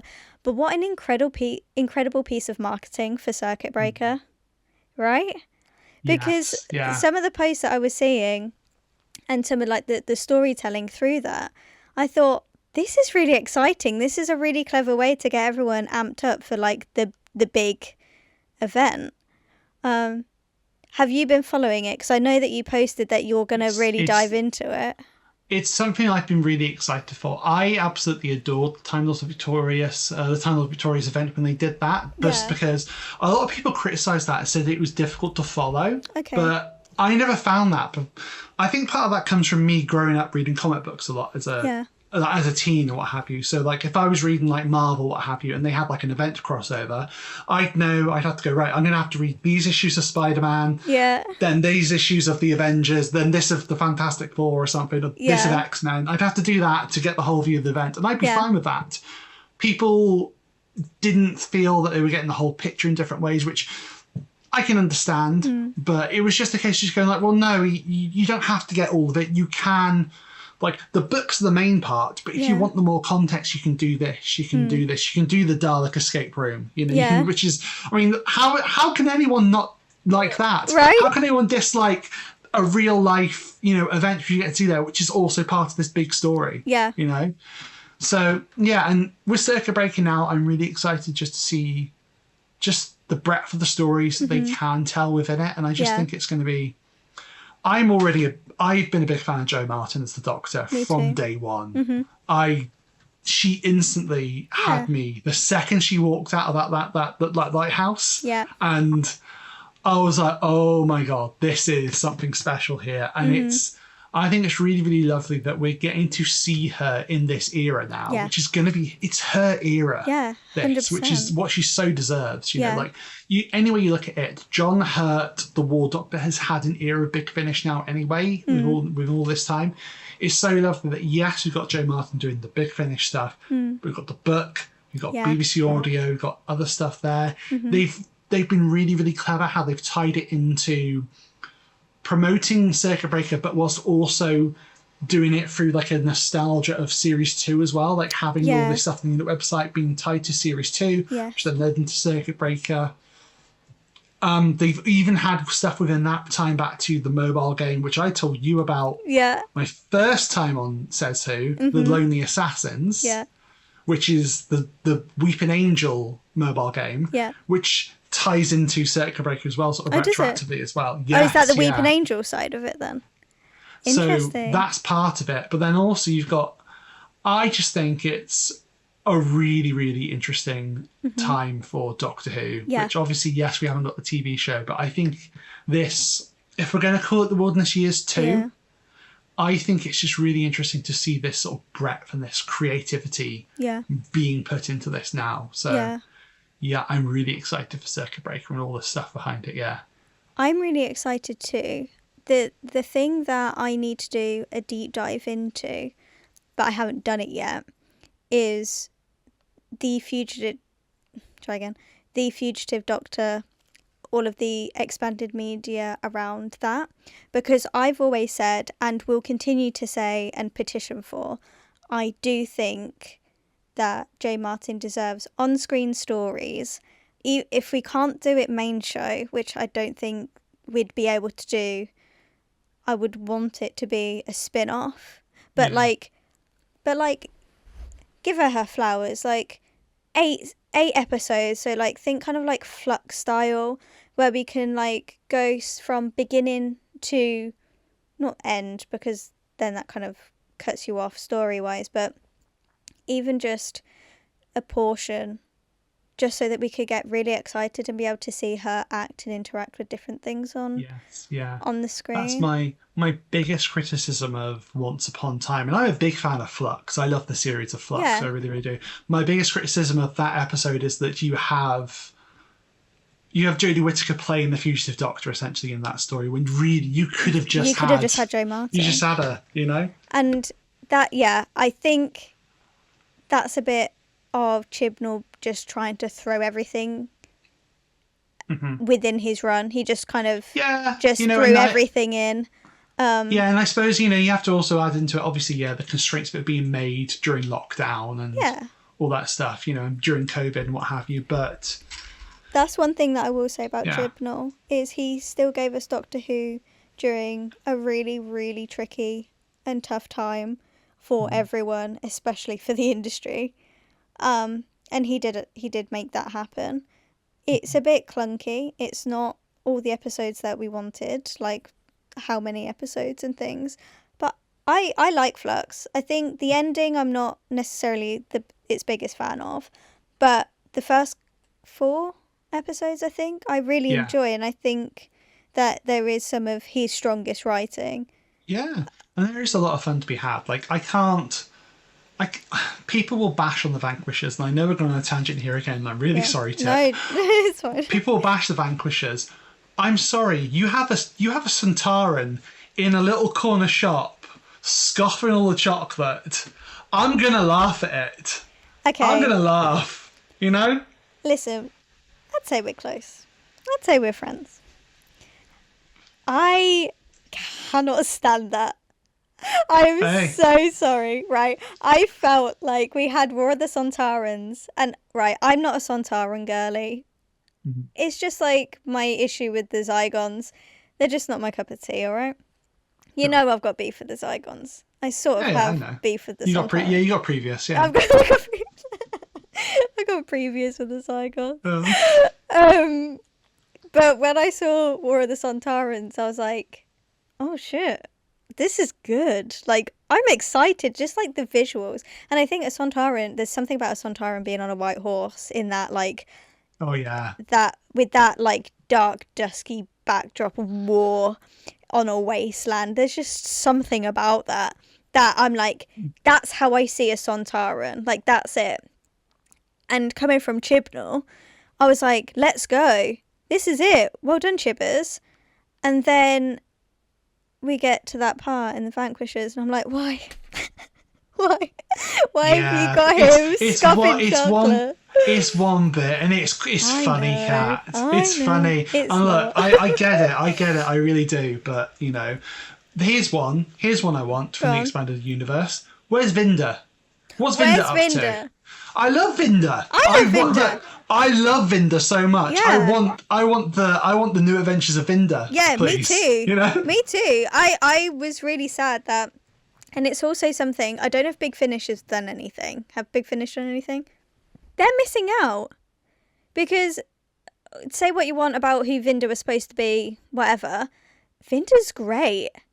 Yeah. And it's Belle is his partner, right? Yes, yeah. Belle and Vinda, The Adventures of Belle and Vinda. Yes, sign me Throwing up. Carbonista as well. Yeah. Oh my god. Like, I'm so down with that. Have their baby. Go on sci-fi adventures with them. Expanded universe. Absolutely, let's go. With their dog, Carbonista. Let's go. Do you know what I mean? I know why it's not happened. Well, it's because Jacob Anderson is too successful and busy. You know, from like he's doing Interview with the Vampire now, which is a great show. Yeah. But come on, man. Oh, I'd love it. I'd love it. It's so weird the connection I have to Vinda. I just think he's just really cool. Yeah. I just love him. You know. Also, fantastic actor. So that just makes it easy, doesn't it? Exactly. Yeah. To be fair, like big get for Doctor Who. Mm-hmm. Yeah. Why have we not got that Big Finish? Come on. To be fair, I'm sure he can. They record in a day. Come on, man. You've got a day. You got a day for us. Yeah, come on. Come on.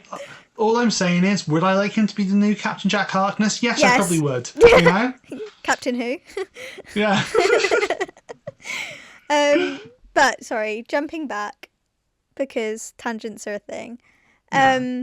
How well do you know all of the Fugitive Big Finish stuff? I've not caught up with that yet. Okay. Unfortunately, I know obviously that you have the Fugitive meeting the Daleks, which people are a little bit iffy about. Which I can understand that. Yeah. Again, in my head, it's just taking the toys out of the toy box and doing different things. Mm-hmm. You know, like when I was a kid, I'd have my Power Rangers with my Spider-Man. Like, that would be fine. I just do a crossover in my head, you know? Yeah. And that's kind of what this is, because, you know, Doctor Who in different eras is kind of a different show anyway. Yeah. You know, like, I always think of, like, the Pertwee era. Basically, something Nick Briggs said, which I sort of latched onto, is the Pertwee era is kind of like Doctor Who, but if it was done by ATV at the time. Right. So it's like a different show in a way there, though. So it's like the idea of crossing over and having different elements from different eras is already in itself kind of weird and funny. Yeah. So I don't know. I'm not as, you know, I'm not going to be hitting on it, because in my head I'm just like, oh, it's just Doctor Who anyway. Yeah. Like it'd be a bit weird if you didn't give a Doctor a Dalek story. We'll let that sit there. Anyway, so sliding that in there like that. So do they follow from the beginning? Do we get, or is it just kind of like they're picking up? I think they pick up right from after Fugitive of the June. I think that's what they choose to do. You know, right, okay. There is a Titan comic, however. Yeah. I think it's called like Doctor Who Origin, or like Fugitive Doctor Origin or something, which gives you a story whilst the Doctor is working for the division. So it's and it's really cool. There's a Weeping Angel companion in that one. What? Yeah. Okay, this is where This is where my brain draws the line.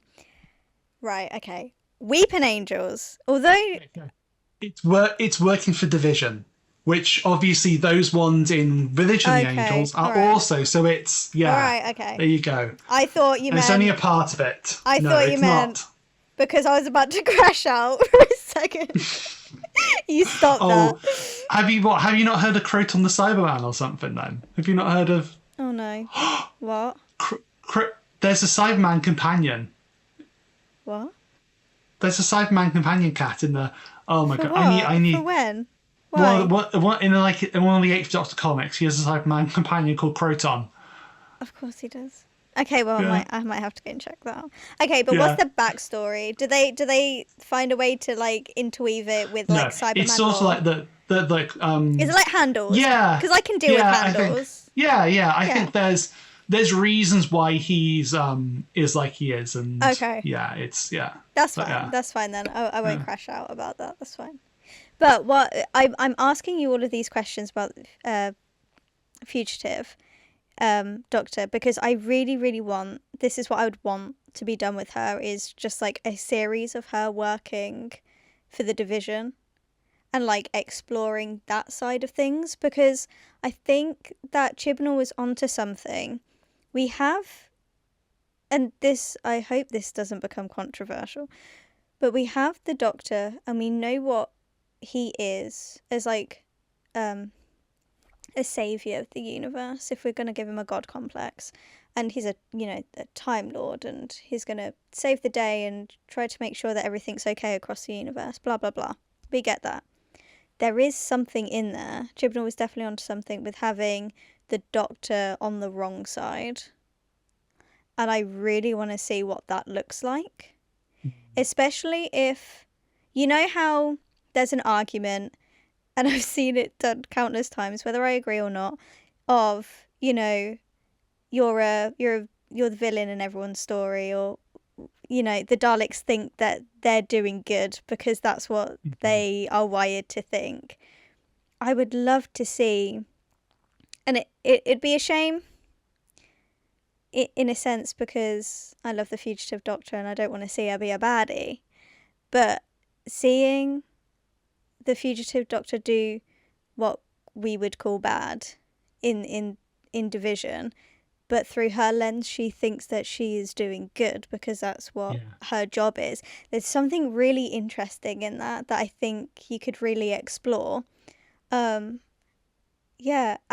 the concept of Division, right? Because I'm not like 100% on it. They're not good, are they? No, they're I think they're like a precursor to the Gallifreyan like CIA, like the Celestial Intervention Agency is essentially, but they're like the covert like version of it. It was like there's a lot that wasn't really necessarily said about it on screen, which obviously that's where the expanded universe comes in great again, because those things can be developed, what have you.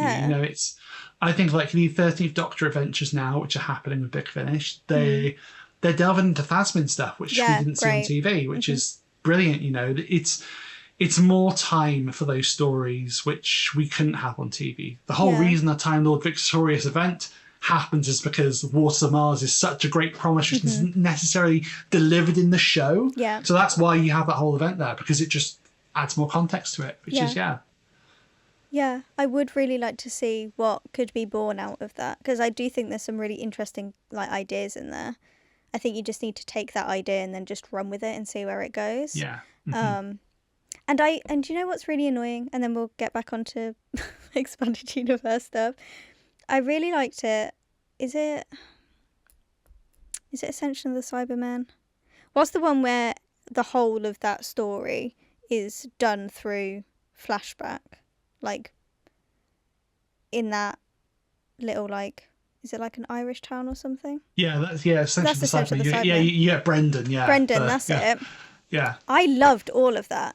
That's like one of like my favourite bits of like that whole Timeless Child arc. And then to just have it told in the Timeless Child, just with the Master just recounting it all, really annoyed me, because there was something really good about it.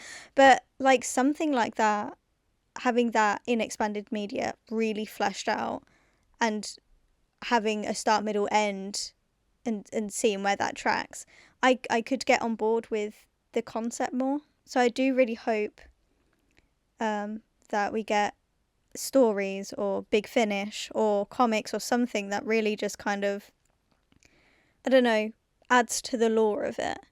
Like, could you imagine, like, if we're saying we're in the Wilderness Years too, if we had like, like what the Virgin New Adventures was, that, but just explaining what the Timeless Child is and the Fugitive Doctor. Could you imagine all of that? That would be, it's like how popular Lungbarrow is. Like, I love, love, love. Could you imagine if we had like that, but for this, which wasn't fully explored on screen? That'd be incredible.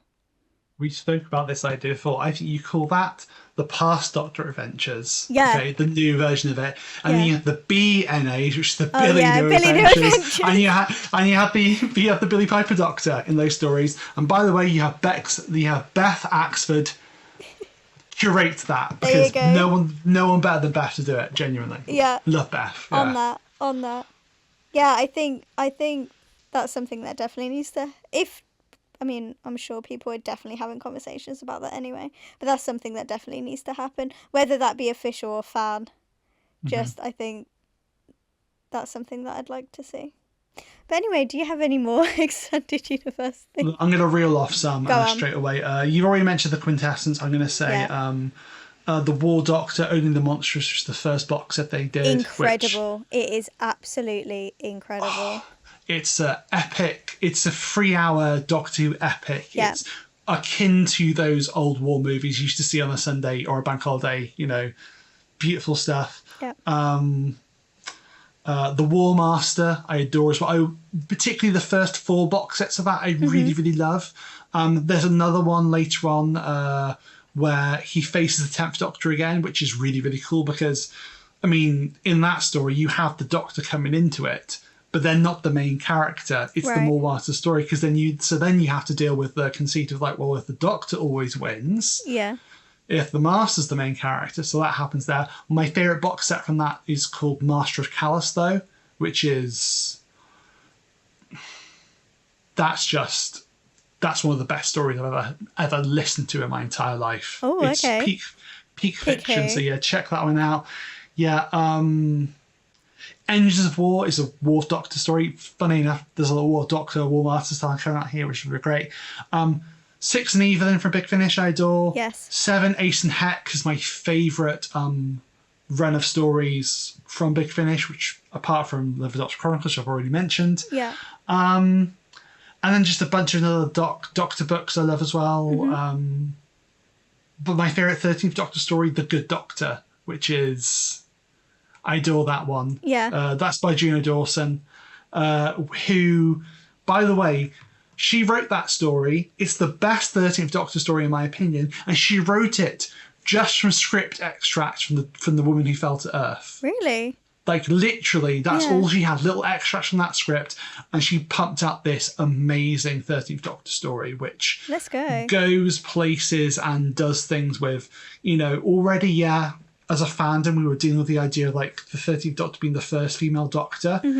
This is the story you then tell. This is the story you predict that people are going to be, having to deal with. The Doctor appearing, the character's saying that, the Doctor's appeared before here, and the Doctor came to us as a man. The Doctor wouldn't come back to us as a woman because the Doctor is a man. So then you have the whole conceit there, and it's again, recommend that to anyone. Adore that story. Love that. Well, I think that's leads pretty nicely into listener answers. I did ask what people's favourite expanded universe media is. So I've written down a couple because there were so many. So I've just picked a few. So I'll just reel them off. And then I think you've got some trivia for us, Jack. I do actually, yes, yeah. It's I have a, you obviously every episode you have a trivia section. Yeah, I do. Yeah, And every episode on Says Who, that trivia section is called the same thing. Obviously. Yeah. That being the Says Who podcast wouldn't be the Says Who podcast without Jack Alexander's trivia pudding. That's a good one. I mean, we call it that every week because that definitely makes sense. You call it every week. Every week you call it that, yeah. The Says Who podcast wouldn't be the Says Who podcast without Jack Alexander's trivia pudding. Yeah. So I can't wait to dive into that. But before that, I'll reel off some of our listener favourites. So we've got the Ninth Doctor Titan comics, Torchwood Soho, the 50th anniversary comic story. Apparently it's a fantastic celebration. The novelisation of the Sea Devils, The Mother Road, In the TARDIS, Christmas Day, the TARDIS Odes, which we will be covering on the Patreon sometime soon, Touched by an Angel, The Town Will Never Let Us Go by Lawrence Miles. That looks really good. I'm going to have to dive into that. That's a book, The Town Will Never Let Us Go. It looks really creepy. Time Fracture, which I never got to experience.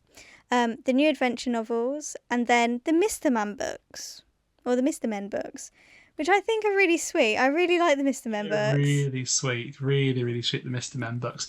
They do start making you question things like the first Doctor one faces Cybermen with Susan. Yeah. So it's that's quite sweet. That's quite funny, you know?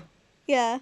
But I think also, like, I think there should be more children's books, like proper Doctor Who children's books like the Mr. Men and stuff, because what a great vehicle to deliver really important messaging, especially with children's developmental years, of like kindness and all of the big things that you need children to learn and understand, like respect and kindness, sharing, like just a load of things that, you know, they teach in schools, etc.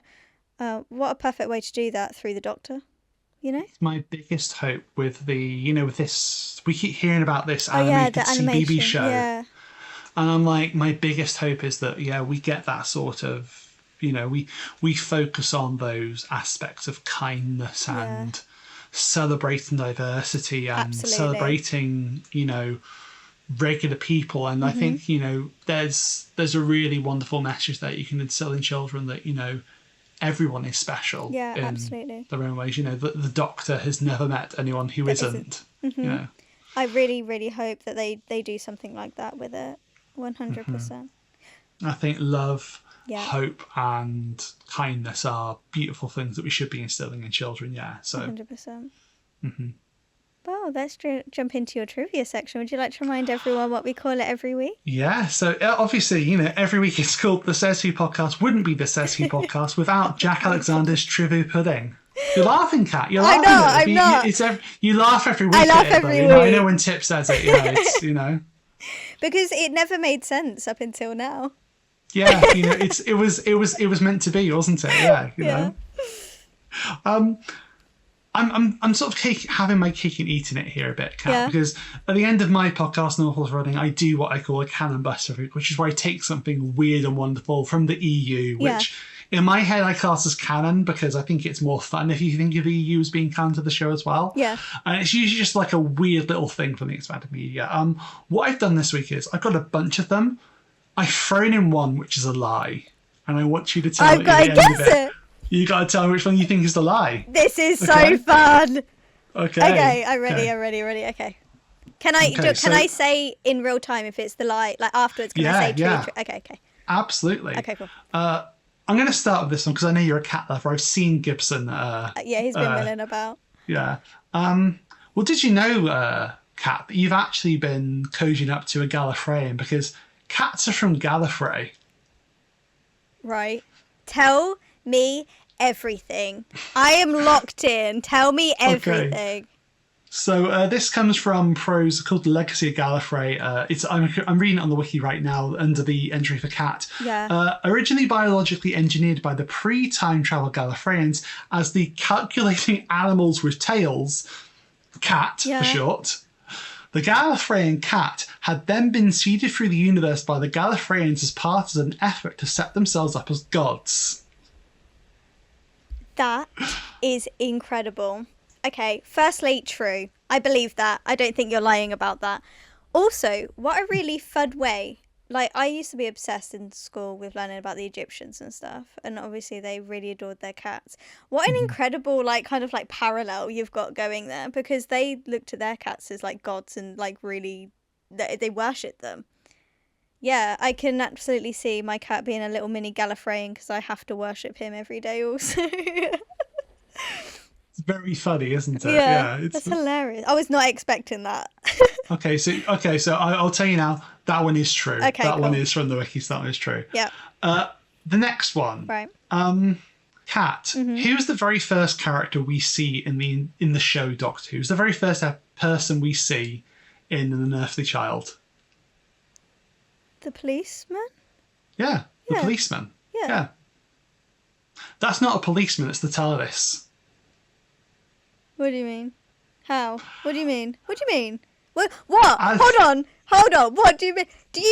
Okay, right. Chameleon Circuit. Is that what you're saying? It's the Chameleon Circuit. Yeah, he is a creation of the TARDIS's Chameleon Circuit. This is from a winning short trip, by the way, for Big Finish a couple of years ago. This is from The Last Day at Work by Harry Draper, who won the Big Finish Paul Sprague's shortcut competition. And revealed that policeman was actually a creation of the TARDIS Chameleon Circuit, which originally disguised the ship as a police box to the Doctor arrived in 1963. However, because the circuit did not simply engineer a suitable shell for the TARDIS, it also fabricated an entire policeman as part of the disguise. Yes, true. Yeah. And I want that. That's canon. That's canon in my head. I class anything from Big Finish as canon anyway. So that's canon. That is so creative. That's so fun. Oh my God. That's come from a fan as well. Like a fan has written in, won that competition and given us that. I love which that. means, by the way, it's completely free on the Big Finish website. Yes. I have, because I entered this year, so I have been looking at some of the old ones, but that's not one that I looked at, and I will definitely be giving that a listen to 100%. That's so fun. Okay, next one. The first Doctor didn't have a prostate. What? Yeah. Lie? The first Doctor... That one's completely true. What? How do we know this? Okay, while staying at the Bide a Wee guest house in Keelmouth, the first Doctor late one morning raced downstairs for breakfast as fast as his age desk could take him, considering himself lucky he didn't have a prostate. That's bizarre. That's from a short story, a short trip called Bide a Wee, which features the first Doctor and Susan. Okay. Funny enough, according to the expanded media, the first Doctor is also missing a hand, only has one heart. Yeah, there's weird stuff there. Yeah, that's a weird thing to put into your story, but okay. So what was the purpose? This is the thing, Kat. A lot of these expanded universe stories, they put weird things in there. Yeah. Okay. Next. Okay, next one. Okay, so, do you remember the Fifth Doctor companion Chameleon by any chance? Of course, I bloody remember the Chameleon. Okay. I love Chameleon. I've watched so many interviews about that bloody robot. It's so funny. The thought of them being like, yeah, we'll have the robot Chameleon, and then him just breaking down all of the time, like causing so much chaos on set that they could barely use him. That's just so funny to me. Well, one part of him certainly worked. What do you mean? I don't want to know. I don't want to know. I'm scared. In the story called The Reproductive Cycle, the Sixth Doctor and Perry discover a baby which is the child of the TARDIS and Chameleon. Lie. I wish it was. I wish it was. Wait, okay, by that then, hold on, by that, the TARDIS and Chameleon have a baby. My instant thought is Amy and Rory have a baby on the TARDIS, being River, who can regenerate. So have they got a half Time Lord baby? So, okay, essentially what happens is that the Sixth Doctor and Perry find this baby on the TARDIS, and upon finding the baby, who to the Doctor looks like a young version of the Sixth Doctor, and to Perry sees a small girl which looks like young Perry, the Doctor realises the baby is changing its appearance according to the influence of those around him, and tells Perry that Chameleon is responsible. Okay, that slaps. That bangs. Just like Chameleon. It doesn't end there. The baby then grows very rapidly, takes on Perry's appearance, and they then leave that baby in Perry's life and carries on Perry's life whilst Perry carries on travelling with the Doctor. That's incredible. That's wild. That's a fever dream. It's insane. That's incredible. What's that called, please? That is called The Reproductive Cycle. The Reproductive Cycle. It's a short story. Yeah, it's a short story. It's a short trip, yeah. I'm that's maybe one of the next things that is it a audio? It's a no. It's a short story. It's a written story, so it's Okay. prose. Yeah. Okay, I'm gonna try and find that. That I Okay. need to, I really, really need to read that. That sounds insane.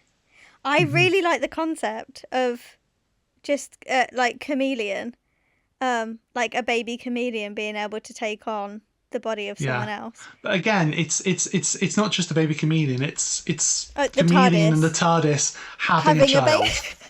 Yes. Hey, listen, if there's one chameleon out there, there's right. Just picture the TARDIS and its infinite rooms. There's definitely another little baby chameleon on board. Oh my god, you could do such a scary horror thing where the Doctor finds like new rooms in the TARDIS that he's never explored before, and there's a baby chameleon, but because it hasn't had anyone to copy, it takes on all of the memories of the TARDIS, and you get this really warped, scary monster-looking creature that tries to like devour him and then go cause chaos across the universe. That would be so sick. Anyway. That's really cool. Okay. So that one's real as well. Okay. I love that. This one. Okay. It's from a story called The Lying Old Witch in the Wardrobe. Okay. All right. Kat, who is the companion in Destiny of the Daleks? I don't know. It's Romana. Okay. Romana. It's Romana. It's Romana too. But actually, it's not. Okay. It's not actually that story, which features Lala Ward playing Romana too. Yeah. It's not actually Romana in that story. It's the companion. It's the TARDIS taking on Romana's form because it was jealous. Lie. What do you mean no?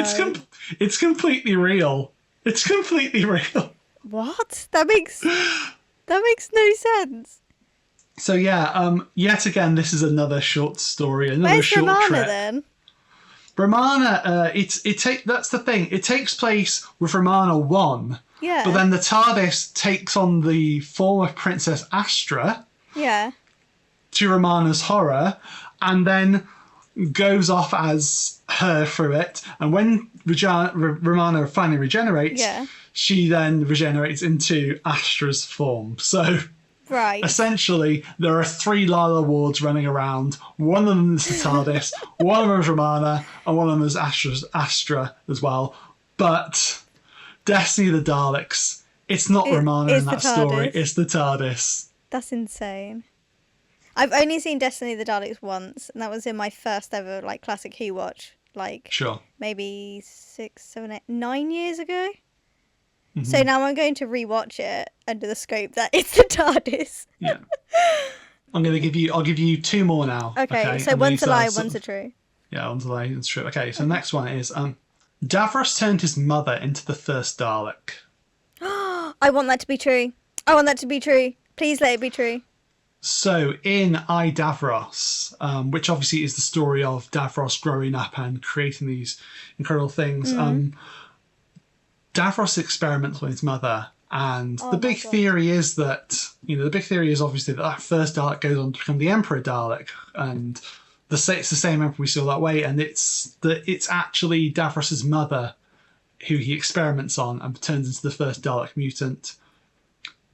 As cool as it would be, it's never been officially stated. Oh, why did you get my hopes up? I'm sorry, that is the lie. Yes. Oh my god, I want that to be true so bad. I'd take that over Chameleon Baby with the TARDIS any day. I think anyone would take that over Chameleon Baby because it speaks to the darkness of Davros that, straight away, he does experiment on his mother in that story. He does. Yeah. But it's left ambiguous and what have you. Yeah. To actually do that in the show would be, or in the expanded media would be something quite amazing. Yeah. That's my canon. That would be incredible. Could you imagine what that would feel like as well? Mm-hmm. That's so cool. It would be quite something, wouldn't it? That's cool. Yeah. All right, let's do our final one then. Okay. I mean, I could reel them off all day. I really, really could. But okay. So, Kat, are you familiar with Sooty and Sweep? Yes, I am. Oh God, where is this going? Okay. So Are they Gallifreyans or something? No, they're not. They're not. So I'm talking specifically about Sooty here. Yeah. In this, actually, We're talking about the dog puppet thing, right? the dog puppet. Yeah. Yeah. There's a story. It's all part of the Death in Heaven and faction paradox and all that stuff there. Right. What have you? But there's a story which is essentially just called the assassination of Sooty. The assassination of Sooty. Yeah. Okay. Sooty He's out there killing Sooty. Sooty was assassinated by the Syndicate just in case he talked. What? And that's true. That would be my next lie. It's totally true. I'll show you the wiki entry right there. Assassination of Sooty. And that's the right cutest there picture on of Sooty as well. Yeah, with, by the way, a little bullseye target on his head as well. What on earth? Again, this is what I'm saying. The expanded media, you get all this weird stuff. Yeah. Why would you not want to know about that stuff? Why would you not want to think of that as being canon to this show? That's incredible. I now I want to go down the TARDIS wiki wormhole, but that I'm very scared to do that. Listen, I'll give you one more recommendation for that. Look at a character. Look at a character called Death's Head. Okay, because Death's Head will tie the Doctor Who canon and universe to Transformers. What? Yep. Okay. Transformers and the Marvel universe as well. Oh God, I don't know if I want that. I'm an old Marvel watcher, and then after all the recent stuff, I've just been like, yeah, no.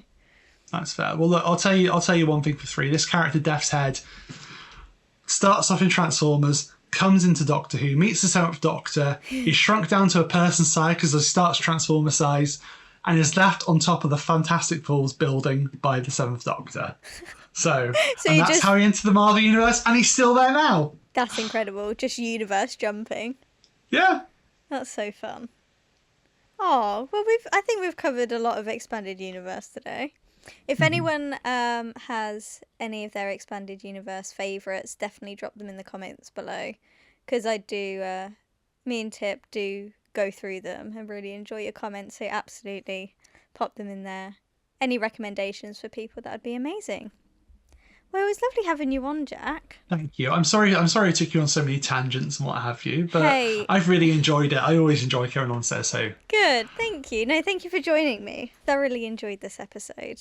And I'm going to try and do an outro now.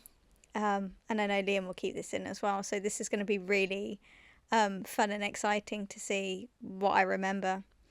So if you want to check out any more episodes from us, we do have our playlist link below, I think that's how it works. If you want to check any of us out on socials, I'll do Liam's first, even though he's not here. His is at Sudden Biscuit on Twitter, and at Sudden Biscuit on YouTube for his edits and anything else wonderfully that he cooks up. Where can they find you, Jack? They can find me at Ann_awful_Jack on basically everything. I also do an awful lot of running, the Doctor Who podcast. I do a Doctor Who community show, and I'm in Doctor Who Red Twilight, which is a fantastic fan series, which Kat and Tip are in as well. Yeah. So, yeah. So we're definitely going to be promoing the hell out of that. But you should definitely go and check out their first block, because it is absolutely incredible. Tip and I both listened to it as it was coming out. Thoroughly enjoyed it. One of those fan audios that you listen to and you don't realise that you're listening to a fan audio. Kat and Nat do and the team, Red Twilight team, do such a great job at creating these wonderful stories. It's definitely something that you need to go and check out. And you can find me at Simply Katie on Twitter and Instagram. Yeah, I think that covers all of that. And then he says something like, give us a like, subscribe, comment below, all of the good stuff. Oh, you can listen to on Spotify and Apple Podcasts as well. And then we do a bit saying leave us a 5-star review, because obviously why wouldn't you give us a 5-star review? We want nothing less. And And then you can check us out on Patreon as well. We do commentary tracks. Those are my favourites. We also do 8 Track, which is our 8th Doctor podcast, where we're currently watching the 8th Doctor Big Finish stories and reviewing them on there. So definitely check those out. And we also do extras where we... normally Liam just shows me things I've never seen before. Like Born Again. We did Born Again. Never saw that. All of the minisodes. We're working our way through those. So it's a good time over there. So you should definitely go check out our Patreon. And then join us next week. I think that's all I've got to say. Would you like to say anything, Jack? I guess I'll give you this one for free. Go on. Don't forget to like and subscribe to the official Says Who podcast channel, which I know is Southern Biscuit, but all the same. I love that. And that was from the Doctor himself. Well, I guess I'll check you out. No, I won't. Don't clip that. Okay, I'll try that again. Well, I don't know. How do you say bye normally, like a human? Well, I guess we'll see you all later. Bye. Bye. There you go. That'll do.